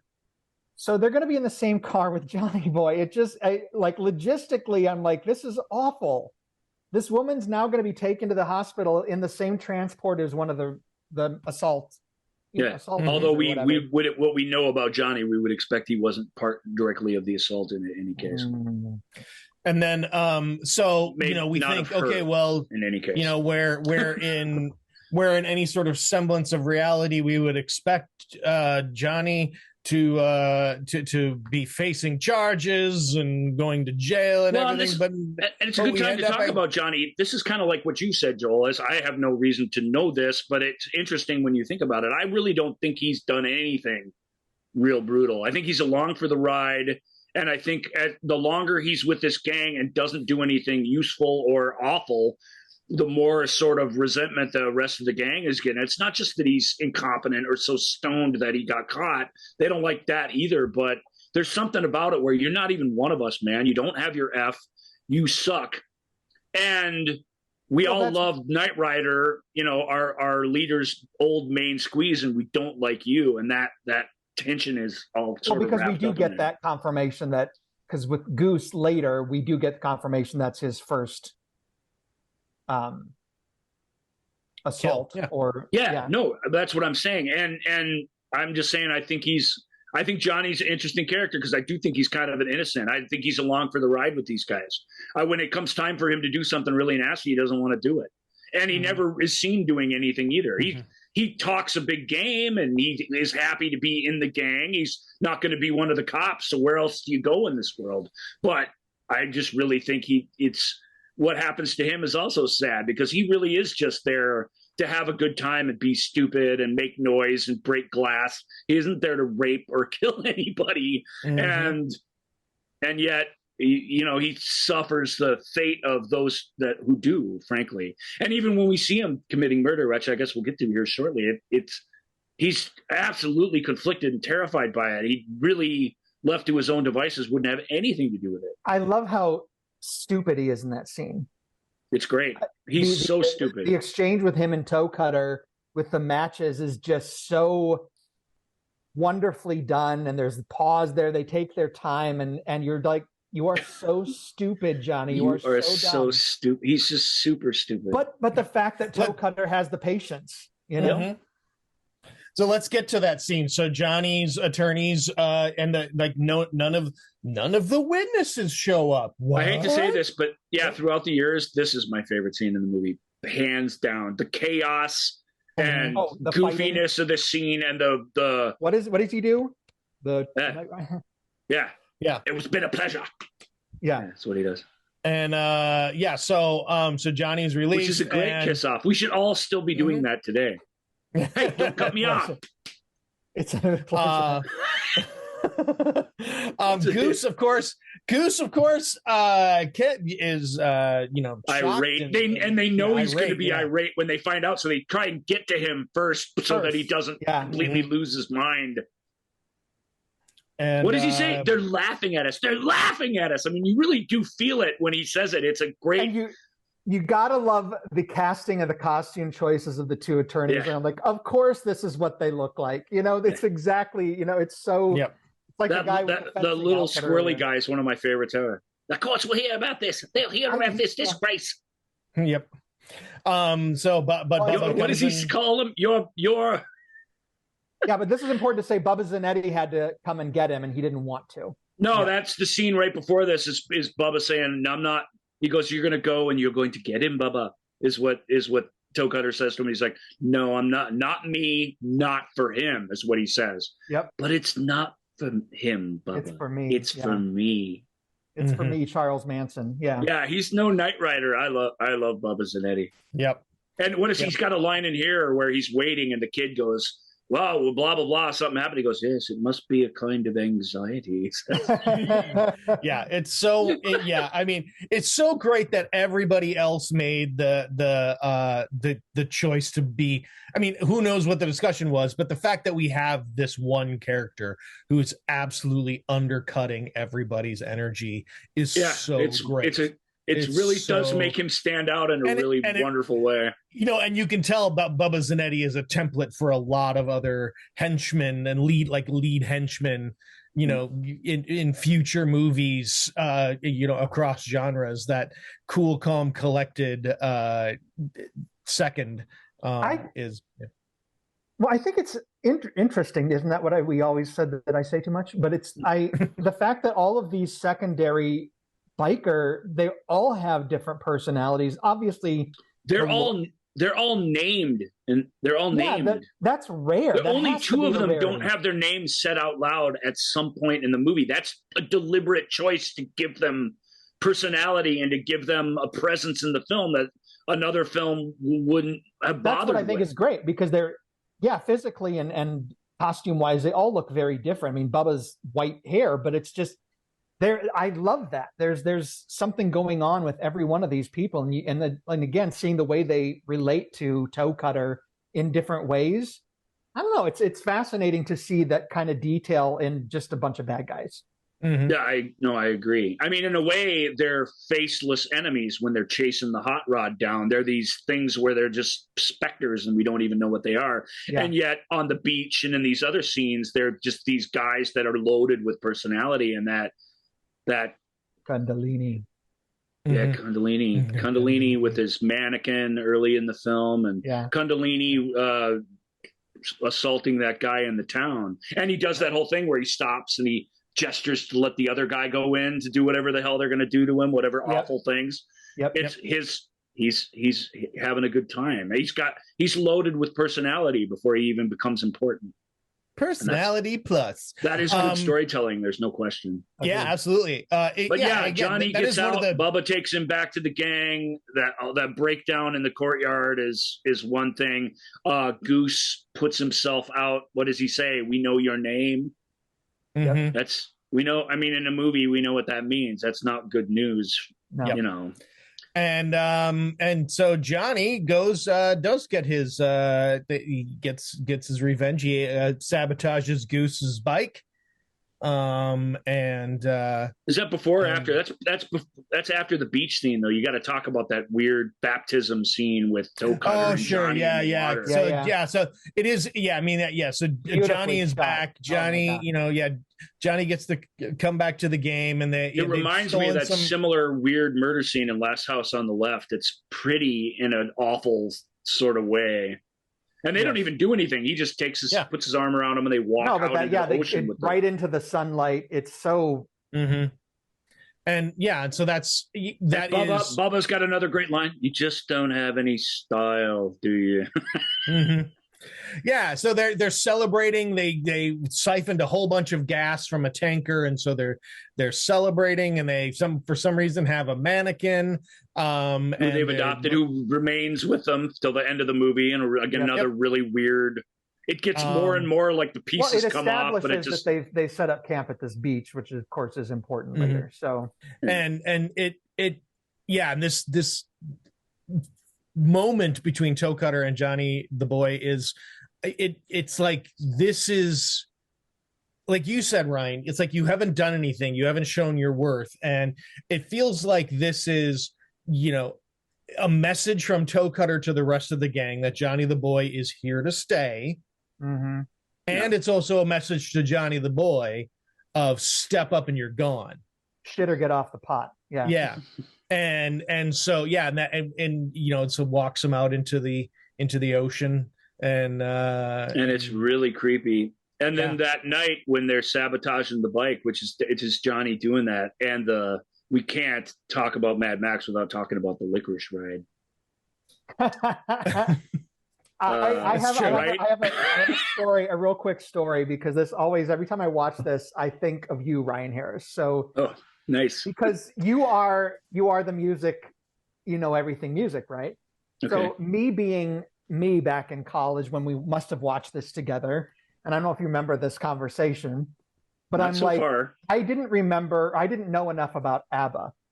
And I didn't know that they were, a Scandinavian group. So I saw that woman that sings Licorice Ride, and I'm like, is that the chick from ABBA? Like, she looked like Agnetha, I guess is who I'm thinking of. I don't know. Agnetha, And Agnetha, yeah, yes, she does kind of look like her. You were so kind to me because me having this Doesn't sound like me. No, you were very kind, but I didn't know either that it was, because I thought ABBA was Australian, maybe Sure. because of Priscilla. I don't know, and so I'm like, okay. And I'm like, is that blah, blah, blah? Oh, no. But you very kindly said, no, they're Norwegian, right? Or Swedish and whatever. And I'm like, oh, okay. But it was a very kind, because it's one of those things I look back on in my life. I'm like, God, what a stupid ass I was. Like, I just didn't know. I knew who ABBA was, but I didn't know where they came No, from. but that's this lady who, by the way, when this was released to the rest of the world, it was released overdubbed with American actors. Oh, really? I did not know that. Yes, the only version I watched until just 10 years ago. I have something about that later. Okay. Oh, well, either way, I just this anecdote leading to that. We won't get, I was going to get into it here, but we won't. But she was the only voice that was left untarnished. The voice you hear here and the voice you hear in every other version of the movie is this singer from whatever. She's doing karaoke, really. There's no band, which is smart. Getting a band on stage to be playing the horns and stuff that are in this song, that would have looked totally stupid. So they just have this kind of hot lady up on the thing with this very severe, very ABBA-esque makeup. I would totally agree with you there. Okay. I can see why you do, because the ladies in ABBA are really attractive, but I really think that the disco era makeup really makes them look harsh and brutal. Whenever I see them, like in close up with that weird makeup on, I'm always like, they just are. It's like they don't look like people. They look gross. And I've always thought that, and I think that about her. This lady's like, she's all. Her song's all like, come on, Goose, come on, and Licorice Ride Me Into the Night, and he's all like, whoa, she's singing about me and my motorcycle, like. I mean, just a sidestep. I would offer a Licorice Ride to Goose. I'm just saying. Would you? So Goose gets lucky with the singer at this bar has a name. I can't remember what it's called. And then he wakes up in the morning, morning after, gets on the motorcycle, hits the road. The motorcycle's obviously been tampered with. Goose has tons of luck until obviously it completely runs out. But because he doesn't, is it the tampering of the motorcycle that kills him? Does he get into a massive motorcycle accident? No, he lands. He flies 87 feet in the air during that accident, but he flies out into a field of brush and everything, and he's got his helmet and his knee pads on, and he really doesn't get injured. Yep. However, so sabotaging the bike wasn't enough to kill him. And then a guy comes along and gives him his car. Here you go. And he's like, okay, I'll ride this bicycle back. Yeah. There's a great scene with Goose early in the film where he's looking at that stupid motorcycle with the sidecar with the dome on top. Yeah. And he's just like, oh, how's this work? And they're just chatting. And he's like, well, since you had a nice talk with me here. And he hands him his card. And he goes, what's that? He goes, it's your get out of jail free card. Yep. So if you ever get into trouble, just flash the Goose's card I love Goose the character. He's lovable. You get why everybody loves him. And it's the sequence coming up when he's in the truck driving, and that weird song, song. But that's one of those things. Is like, was that a character choice? Did you do it on the spot? Did Miller sing a song? It's maybe sing a song, but that is clearly an improvised thing. Yeah. And it's it's a beautiful setup for what's about to happen, which, by the way, the timing of the hubcap, it's unbelievable. Don't tell me Johnny the boy has no talent. Not only in the story, but in physically filming the thing. I'm like, how does Johnny have this kind of ability? It's amazing. That's Toe Cutter's genius, is he knows how to find the talents and really help them discover who they are, their what the skills and talents that they have.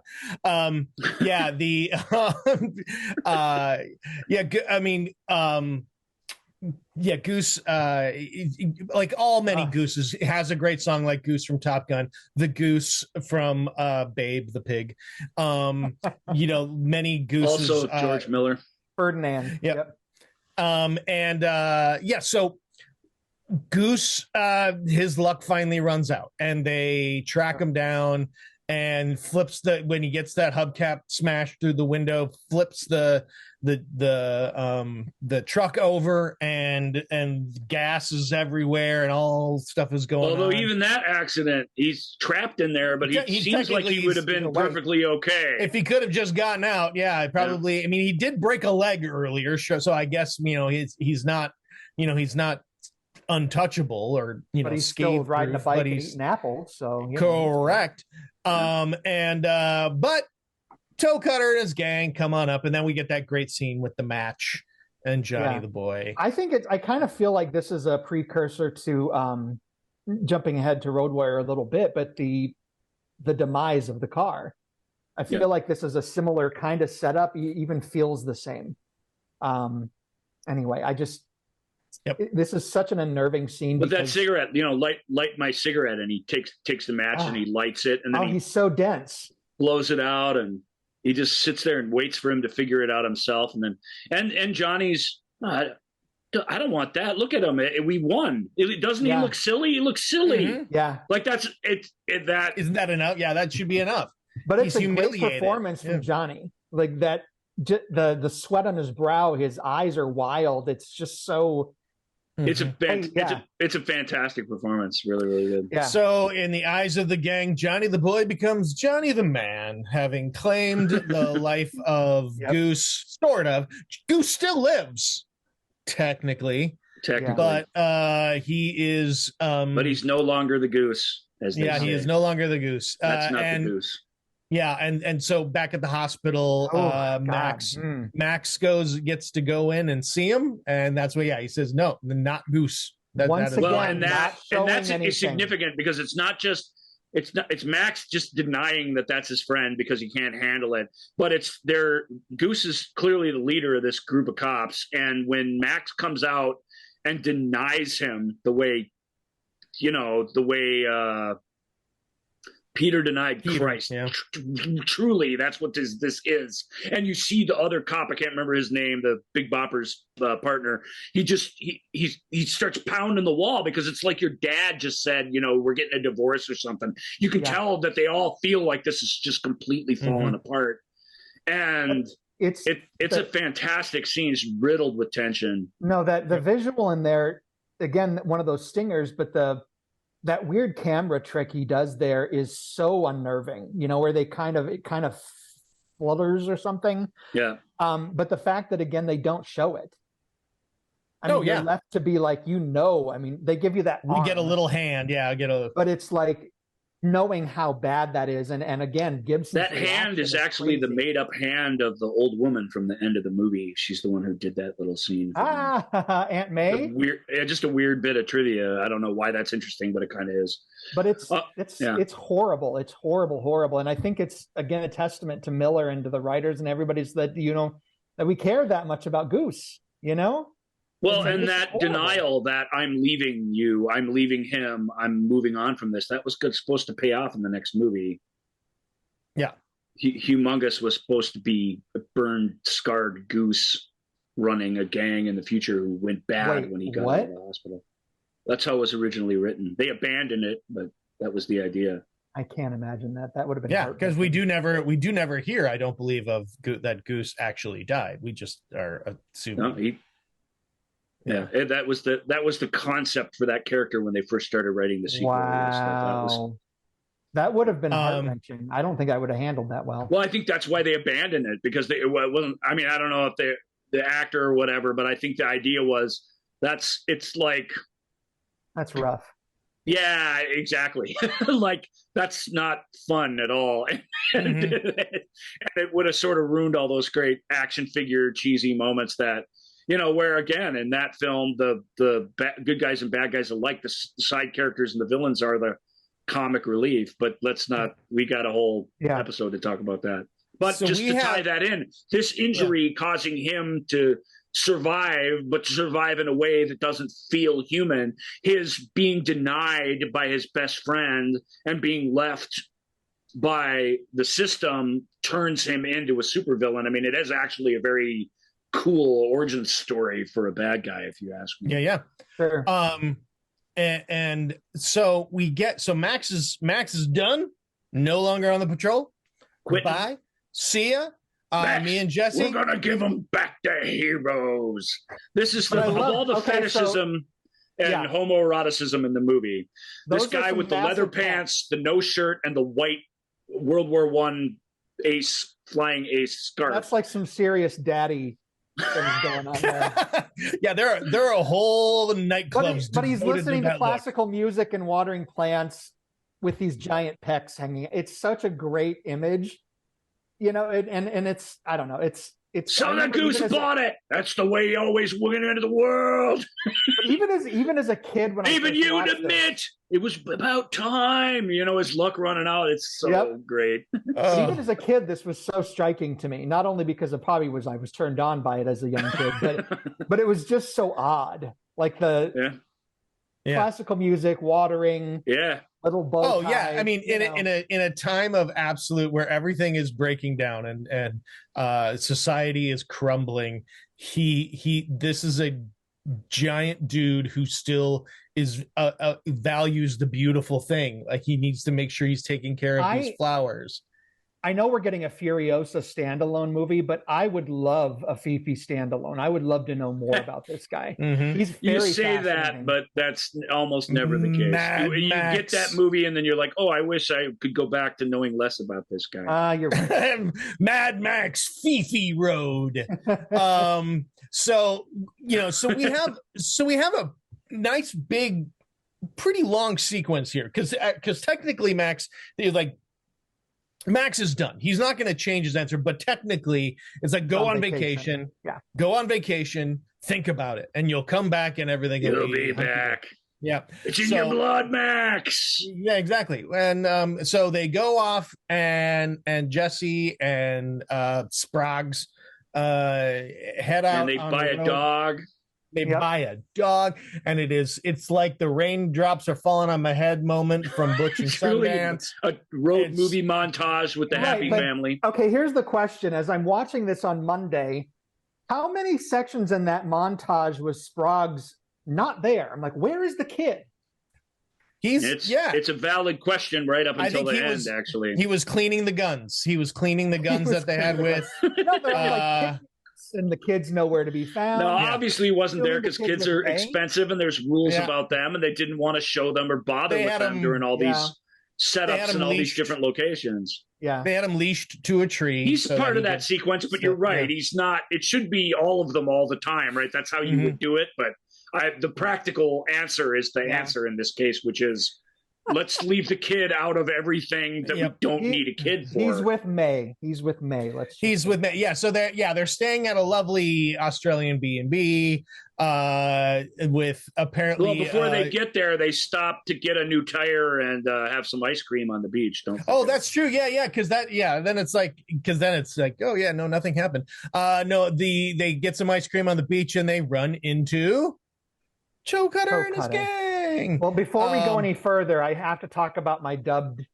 story. Okay, go. Yeah. Because my older brother and we both adored these films, right? So we also saw originally the dubbed version of this. Everybody did. I mean, everybody did till really recent memory. There was as Yeah. much, you could only see the dubbed version as there's been since 2005 or whenever the regular Yeah. one came out to the world Well, as anything. So it's tragic because although and then a little history on the dub, and then I'll let you finish your thought. But the dub, to be fair, the American audiences, they didn't have really any pop culture experience with Australian accents at all. It wasn't that you can't understand what they're saying. They're speaking English, but the accent itself was disorienting for them because they didn't even change the Australian slang that's in the movie. They left it all as is. They didn't change anything, but they really had to be fair, a legit concern that this film wouldn't play because of the accents. And it's all worked out in the end, so we're all happy, but it is hard to go back and watch the terrible dub now. Well, the tire repair guy that tells them to go for their ice cream. Yep. They'll appreciate the business. That is exactly it, because the dubbed version was so over the top. They'll appreciate the business. That's exactly what he says. Yep. And it's that because I remember seeing the regular version. I'm like, I'm missing my favorite line delivery of the whole film. So my brother and I quoted that. We still quote that when we see each other. They'll appreciate the business. It's like Red Fox delivering the line. It's very weird, but it's Elizabeth, they're coming for ice cream because it's just so. I don't know. Yeah. Anyway, that's like one of my favorite memories. It's a voice actor coming in to do the voice of a talking rooster instead of a person in a story, and that's the nature of the whole thing, really. In a nutshell, the regular actor, the Australian actor, is like they'll appreciate the business. Oh, they'll appreciate the business. It's like how you would actually say it, maybe. Right. Anyway, that's my dub version. That's awesome. Anyway, these guys come up, and this is bad news because we've seen this before. It starts playfully and innocently enough, but anytime these guys get involved in anything, anytime it goes south, you just know that it's going to get super, super ugly. Toe cutter eating the ice cream. If you thought Johnny the boy was stupid, what happened to? Oh, yeah, Kundalini is the stupidest person, like in almost all of these films, and it's full of stupid people. But it has the best line in the entire trilogy. It's coming.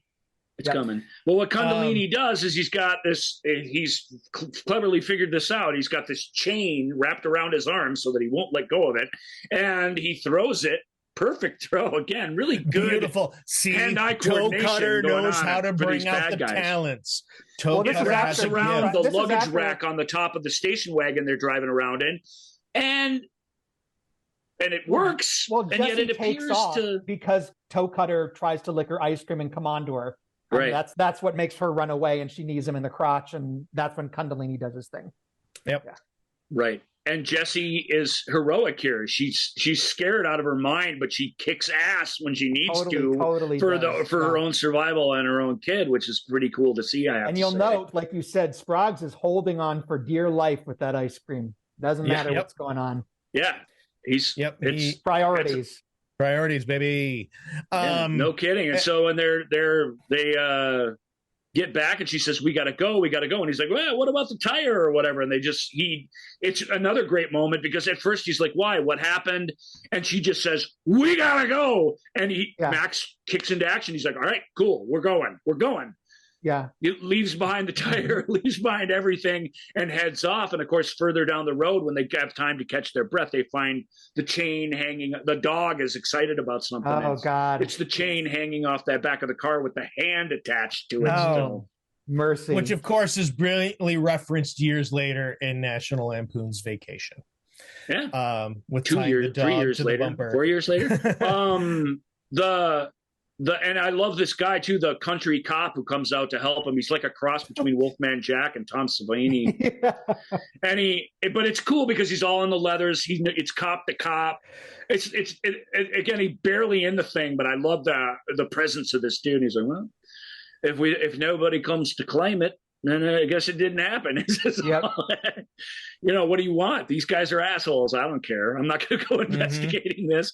And that's a neat little moment, but you just know things are going to get ugly. And there's this great, it's almost slasher worthy moment when they get out to the cabin in the woods that's near the beach with Aunt May and her shotgun as well. Which, by the way, how do we have zero introduction to May? Like zero. Nothing. Because you don't need it. Again, it's one of the most efficient movies ever. You don't need it.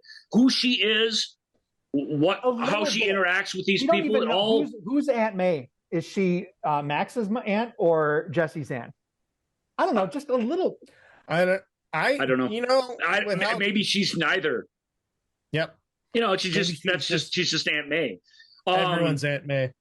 And we get, but even the introduction to poor false scare Benno, she's like, "Oh, if you see Benno out there, don't worry. He's just hanging out in the woods like he always does." Yeah, we gotta make fun of somebody disabled. Yeah, so we gotta make fun of somebody who's developmentally disabled. But I get what you're saying, Joel, because it definitely follows that trope almost to a T. But they don't really make fun of him. He has some utility in the story, and he's a pretty nice guy, as it turns out. He is sort of scary, and then he does kind of try and contribute. And I also like his sensitivity to the situation when it goes south is really, really played by the actor. That guy who plays him, I think, is the only actor who shows up other than Mel Gibson in the sequel. He's one of the guys tied to the front of the. Oh, wow! Interesting. I thought that the guy who Goose steals his lunch at the very beginning of the movie played the sort of curly-haired, panicky guy amongst the good guys too, but they might just be guys that look a lot alike. It's hard to say. Yeah. But Benno definitely shows up in the sequel, and I mean, you're not wrong, Joel. I don't mean to cut you off or disagree with you. It's just more that even films that we all love that aren't exploitation films from this era do that in a much uglier, awful way around this time and really for the next decade in movie making. And this guy, he's goofy or whatever. He's Down syndrome, maybe. I'm not sure what his deal is supposed to be, but he's a neat character. It's probably autism before it was autism. Is really what it is. But I'm curious why. He was.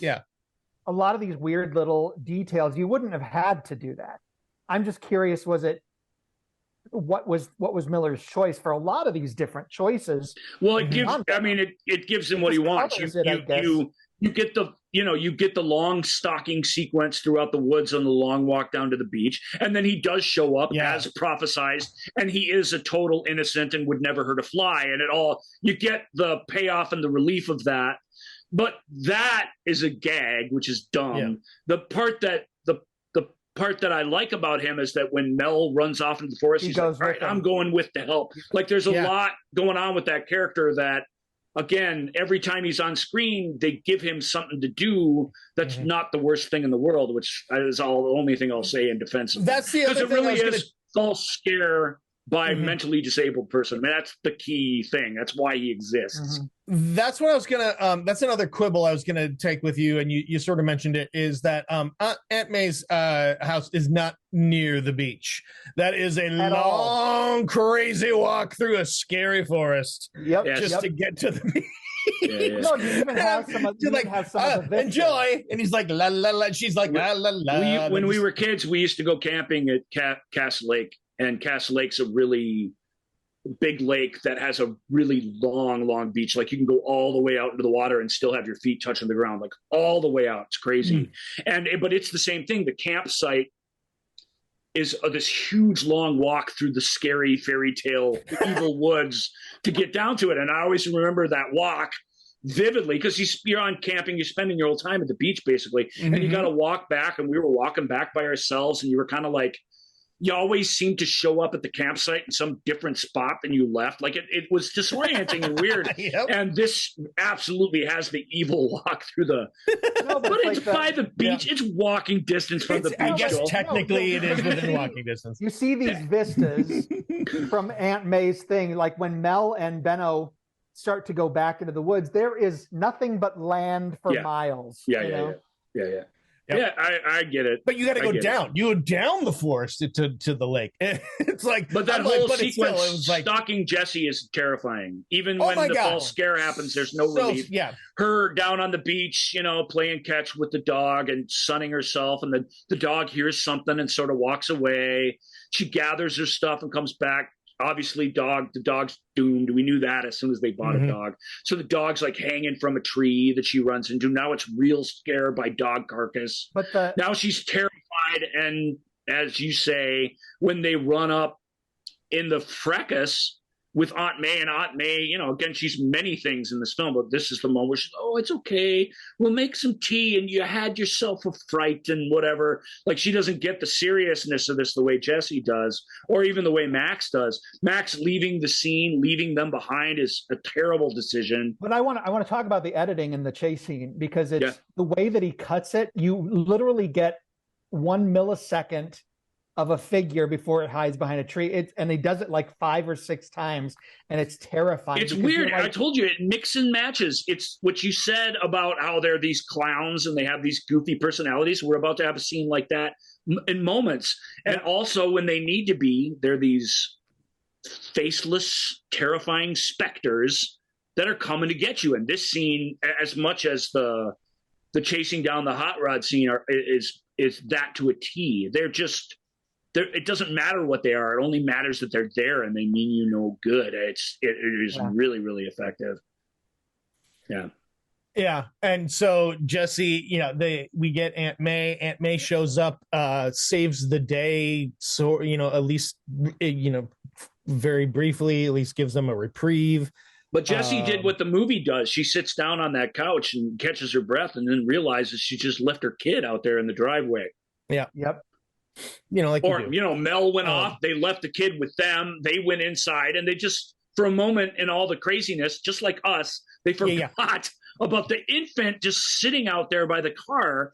And sure enough, she comes running out, runs around the corner, and sitting in one of the bad guy's laps or whatever is Sprague. And a guy up on the side of the wall. In a red jumpsuit. And what is he getting a formal introduction to our heroes? Toe Cutter says, this is Kundalini, and Kundalini wants his hand back, which is one of the best lines in the movie, if not all movies ever. Yeah. Kundalini wants his hand back with no context is fantastic.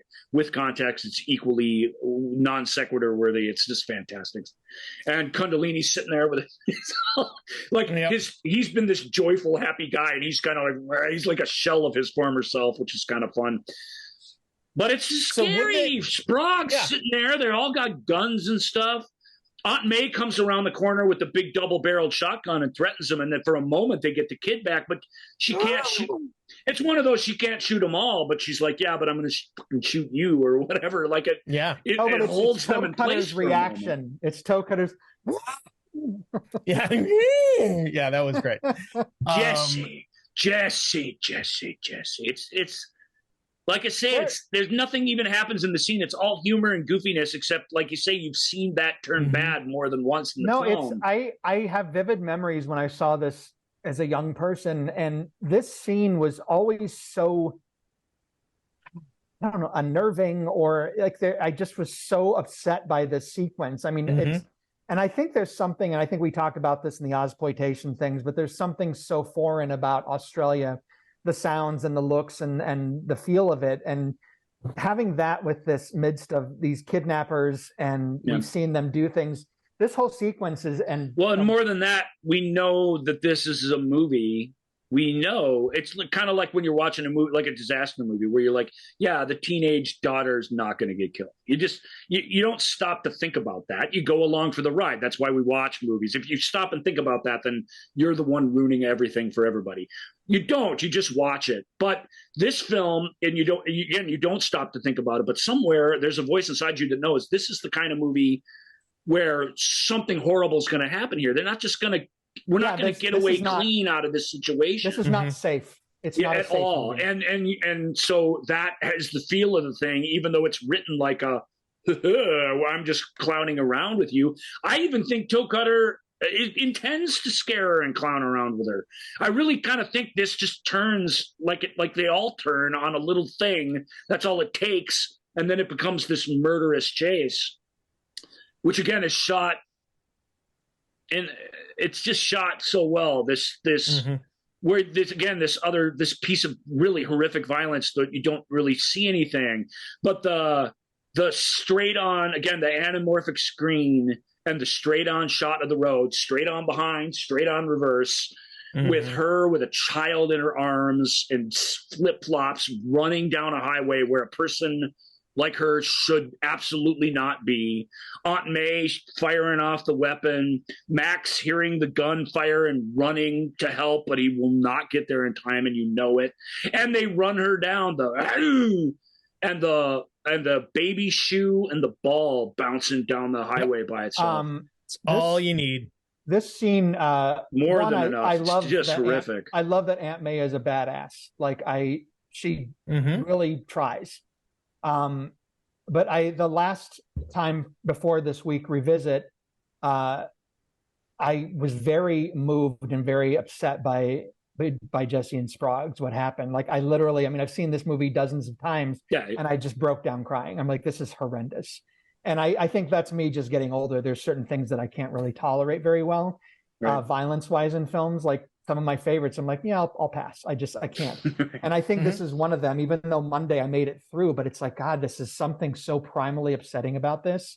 And, of course, Gibson's reaction, May's reaction when he runs past her, you see Benno coming down the road.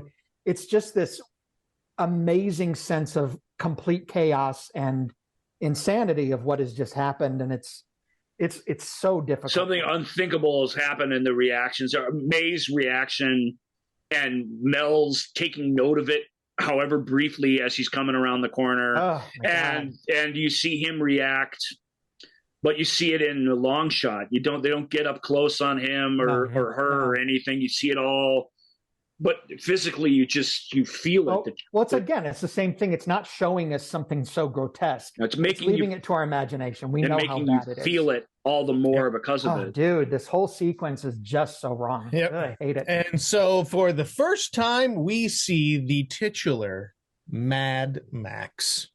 Amazing. And it's just as simple as can be. Again, it's straight and it's in reverse, but the scene of him in the leathers walking down into the garage underneath the halls of justice, and he slowly dissolves as time dissolves, as he disappears into the shadows, and the pursuit special coming out of the dark. That is my favorite shot in this whole film. That's so cool. It's beyond cool, and you need it. You when you see it, you're like, they're all dead. And again, the films worked you up into this awful place where you really shouldn't be, but at least you can be safely with a movie where you just want that desperately. You want, it does need to be noted the dark justice that Sproggs is dead, but Jesse's alive. Yep. Jesse's alive. And another great, and this is I don't know if it's a great actor moment or great director moment or a little bit of both, probably. But I mean, it's definitely a good actor moment because we see it on the screen.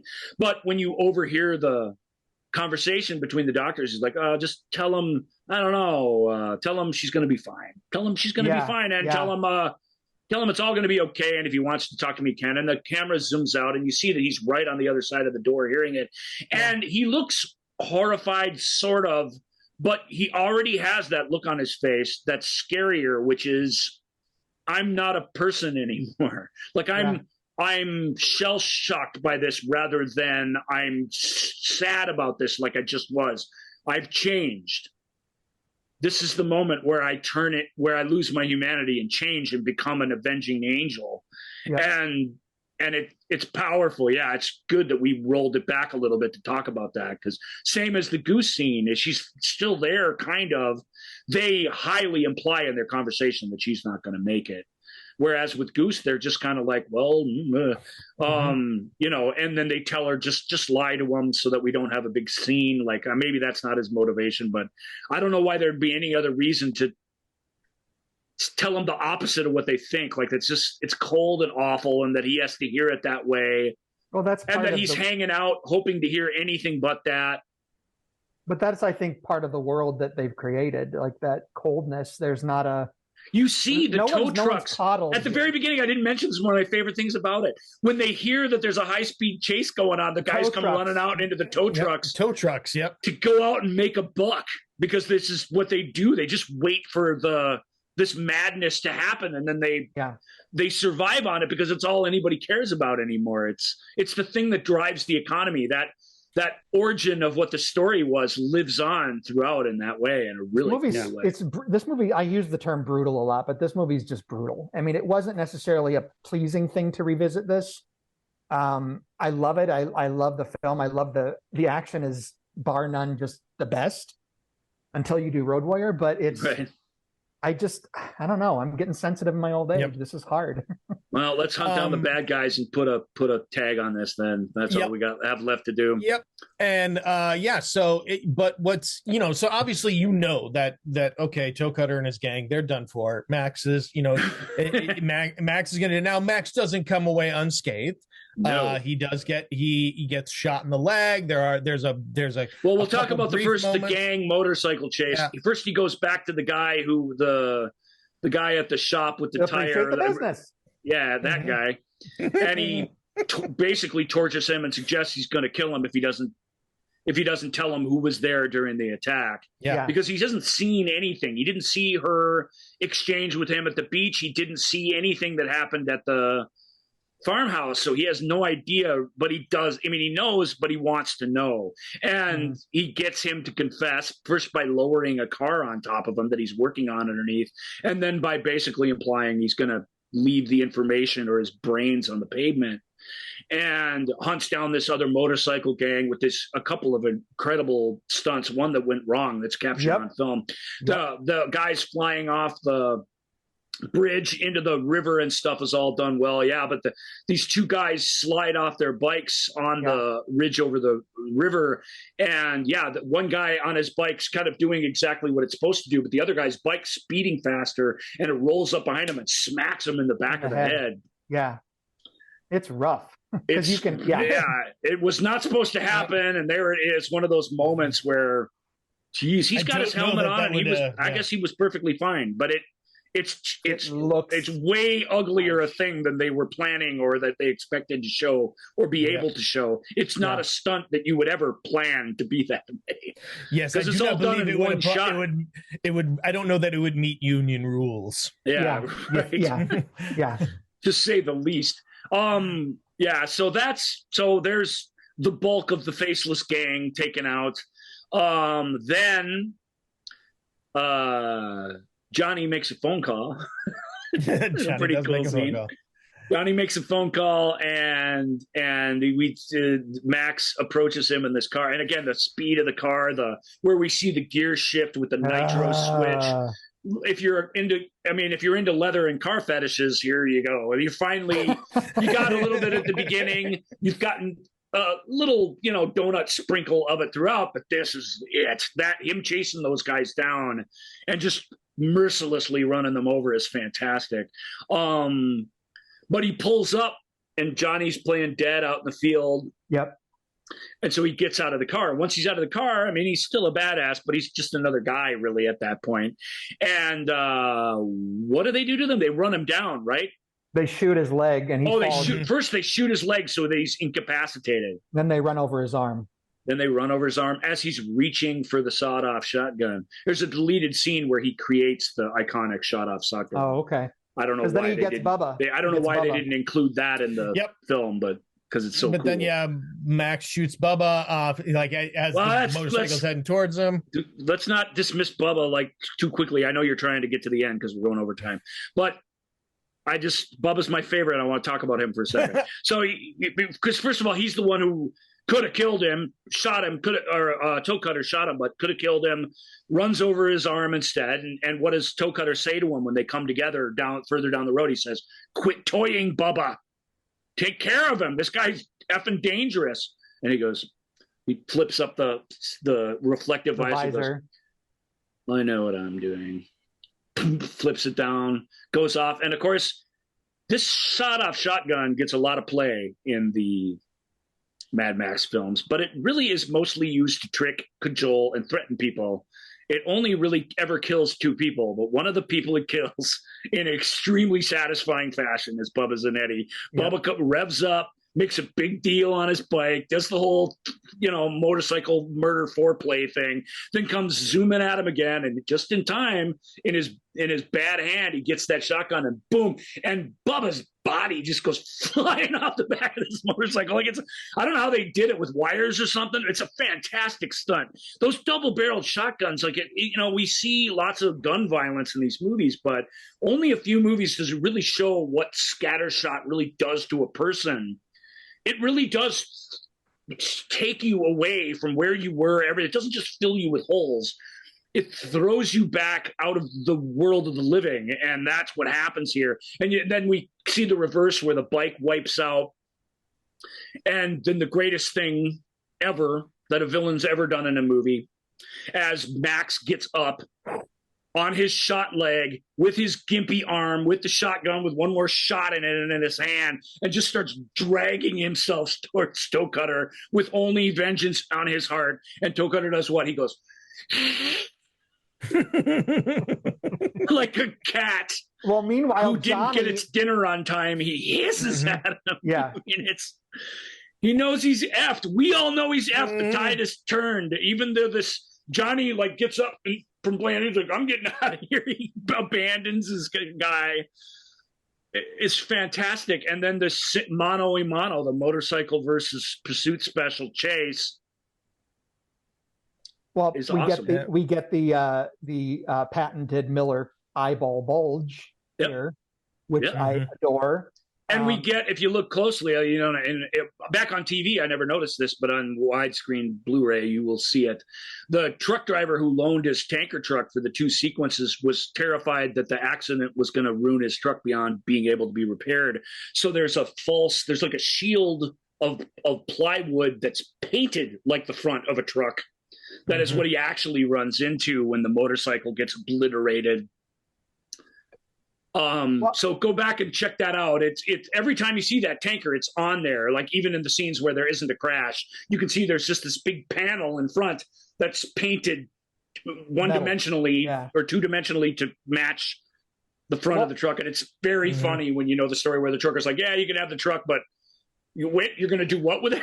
Like, it's just like, So it's low-budget gloriousness. 3 things that I have questions about before we move into Johnny, one of which is Johnny. Yeah. Because his demise is fantastic. The whole setup. I want to know what you're doing. But why is Johnny last? I mean, obviously he had the toe cutter, but I'm saying structurally in the story, what do you think it means that Johnny was the last? Because it's not a chase. It's no self-defense. There's not me against you. Johnny's stuck, unarmed, useless, non-threatening, panicky. And when Max murders him, it's completely heartless and has no humanity to it. And that's the final nail. It's not in the heat of the moment. I see what you're saying. Yeah, that's why it's last. It's not in the heat of the moment. It's not a fight. It's a murder. It is a murder. Murder. Yeah, you're right. And it's a particularly cruel, make him suffer as much as possible murder. He gives him an impossible decision. We can talk about Johnny now. It's the next thing that happens. Max doesn't stop. He doesn't stop hunting these guys. It's implied that it goes on and on until they're all gone. And the last one we see is out in the middle of a field again, where there's a tipped over rig and Johnny's basically scavenging it. It's all he's doing. You don't get the impression he caused it. I don't think it's really in his character. He's taking the guy's boots, and Max just kind of quietly walks up to him with the gun in his hand and hands him these toy handcuffs. And he says ankle. He doesn't even give him directions really. And Johnny's happy to comply. And he's like, well, you're not going to, I was just taking these boots. He doesn't need them anymore. Like Johnny's panicked. Well, he says he repeats the silly line here on himself. I must look pretty silly, right? That's enough. Shouldn't that be enough? That was enough for me, right? It really is horrific. And he gets what the goose got. That's why it's, even though he's not the big bad, it's last because Max is I get it. Max is gone. Max is one of them now. And it's also not like you said, it's not, it is a murder, but it's not, Max doesn't walk up and just go, boom, you're dead. Oh no. It's like he's going to torture him. Yeah. Leading to his murder. Gets the idea when he's standing there, and he has him handcuff himself to the thing, and then he kind of sets up this little puzzle, this little MacGyver close up of the fuel in the headlight. Yep, of the leaking gas in the headlight. Yeah. Eventually that headlight's going to fill up, the gas is going to spill over, and if there's something burning there, the whole thing's going to blow up. And then he goes and finds a hacksaw that just happens to be hanging nearby, which is convenient. Very, very common in the outback. They grow out there. True, we've seen the evidence. So he hands him a hacksaw and says, "Well, this is going to blow up in a couple of minutes." He goes, "That plastic handcuffs I just gave you was actually made of high tensile steel, so." Because they're cheap toy handcuffs. I'm sorry, they are. If you just look at them, and he says, it'll take you 15 minutes to hack through that, but you might be able to hack through your ankle too in 5 minutes. Which, incidentally, I mean, I think it's like 2 minutes before it actually hits. Yeah, it's Mel. But my other two questions. It's one of the darker, ickier, like, tortury murders that you're going to see. And he really is effing with them because he can. On my part, there's no sympathy for Johnny. No. I mean, that's what I think is as brutal and horrible as it is. It's like the movie. No, I mean, I don't want to say that. Like, there's certainly no sympathy for Toe Cutter or Bubba. You might have a little bit for Johnny, maybe, but the reality is that, if you really think about it, but in the moment, no. And that's because the movie's done to you what it's done to Max. Your bloodlust is at an all-time high. You want to see this act of inhumanity. You want this guy taken off the earth, and you don't care how evil it is the way somebody does it. And that's what a revenge movie does. If it's gotten you involved, it's gotten you involved on that terrible level, and that's what's so great here. Well, I have two final questions that I want to pose. What is the restricted zone? What is that supposed to mean? I always thought it was something nuclear.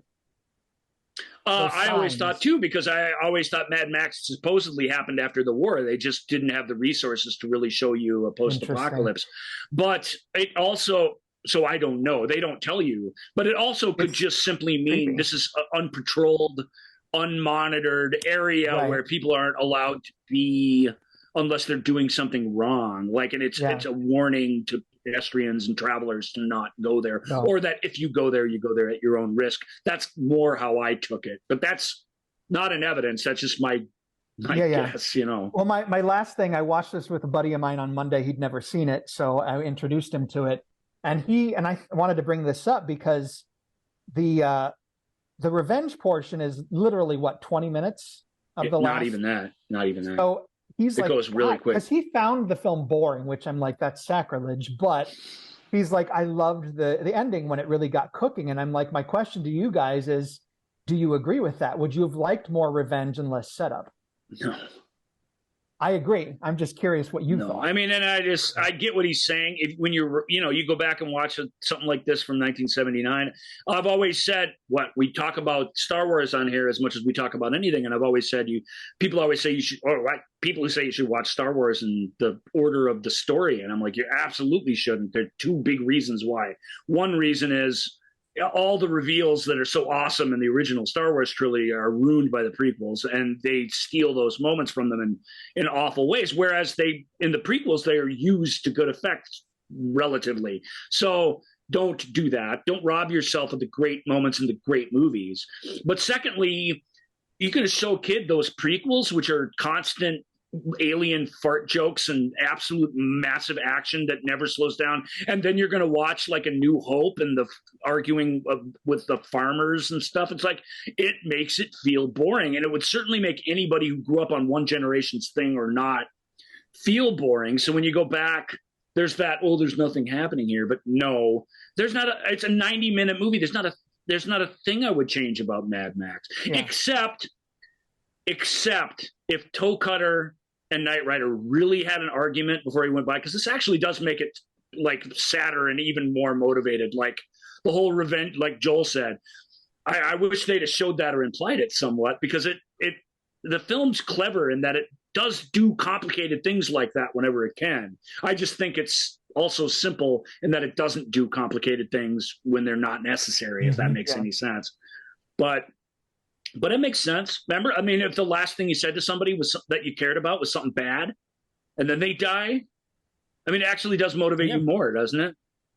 Yeah. Again, I don't think that's an evidence, but it's an idea that gives the engine even a little bit more of gives the movie even a little bit more of an engine. So, but no, it's not boring. No, it shouldn't be more violent, or, I mean, come on. No. More violent?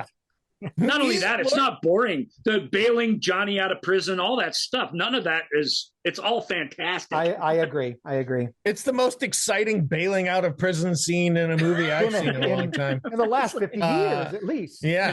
But I sympathize with him, though. I do, because it's from another era. It's from another time. Yeah. And it really is padded out, even for a short movie, where they could only do so much action. I mean, they just only had so much time and money. So compared, people have the same reaction when they see Road Warrior first. Then they're like, oh, there's another one. They get back to see Mad Max and they genuinely don't like it.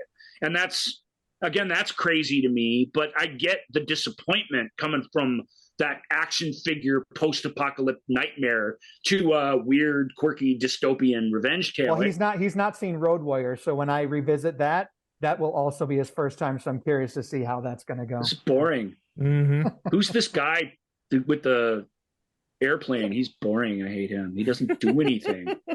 Yeah, it's going to be rough. Try and keep your cool. Yep.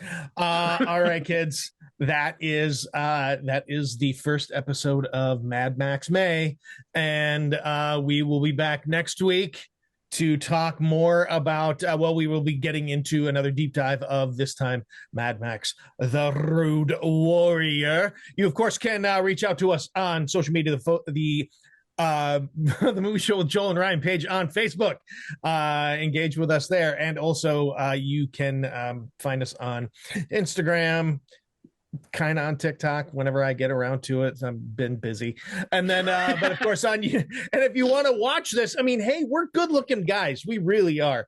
And you can watch us on YouTube, on the Movie Show with Joel and Ryan page on YouTube.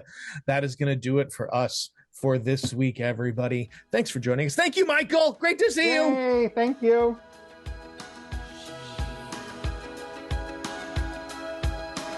Thank you for listening to The Movie Show with Joel and Ryan. Remember, all views and opinions represented in this podcast are personal and belong solely to the speaker and do not represent those people, institutions, or organizations that the speaker may or may not be associated with, unless explicitly stated. None of these views and opinions were intended to malign or deceive. And now, here's the producers, circa 1982, to play us out.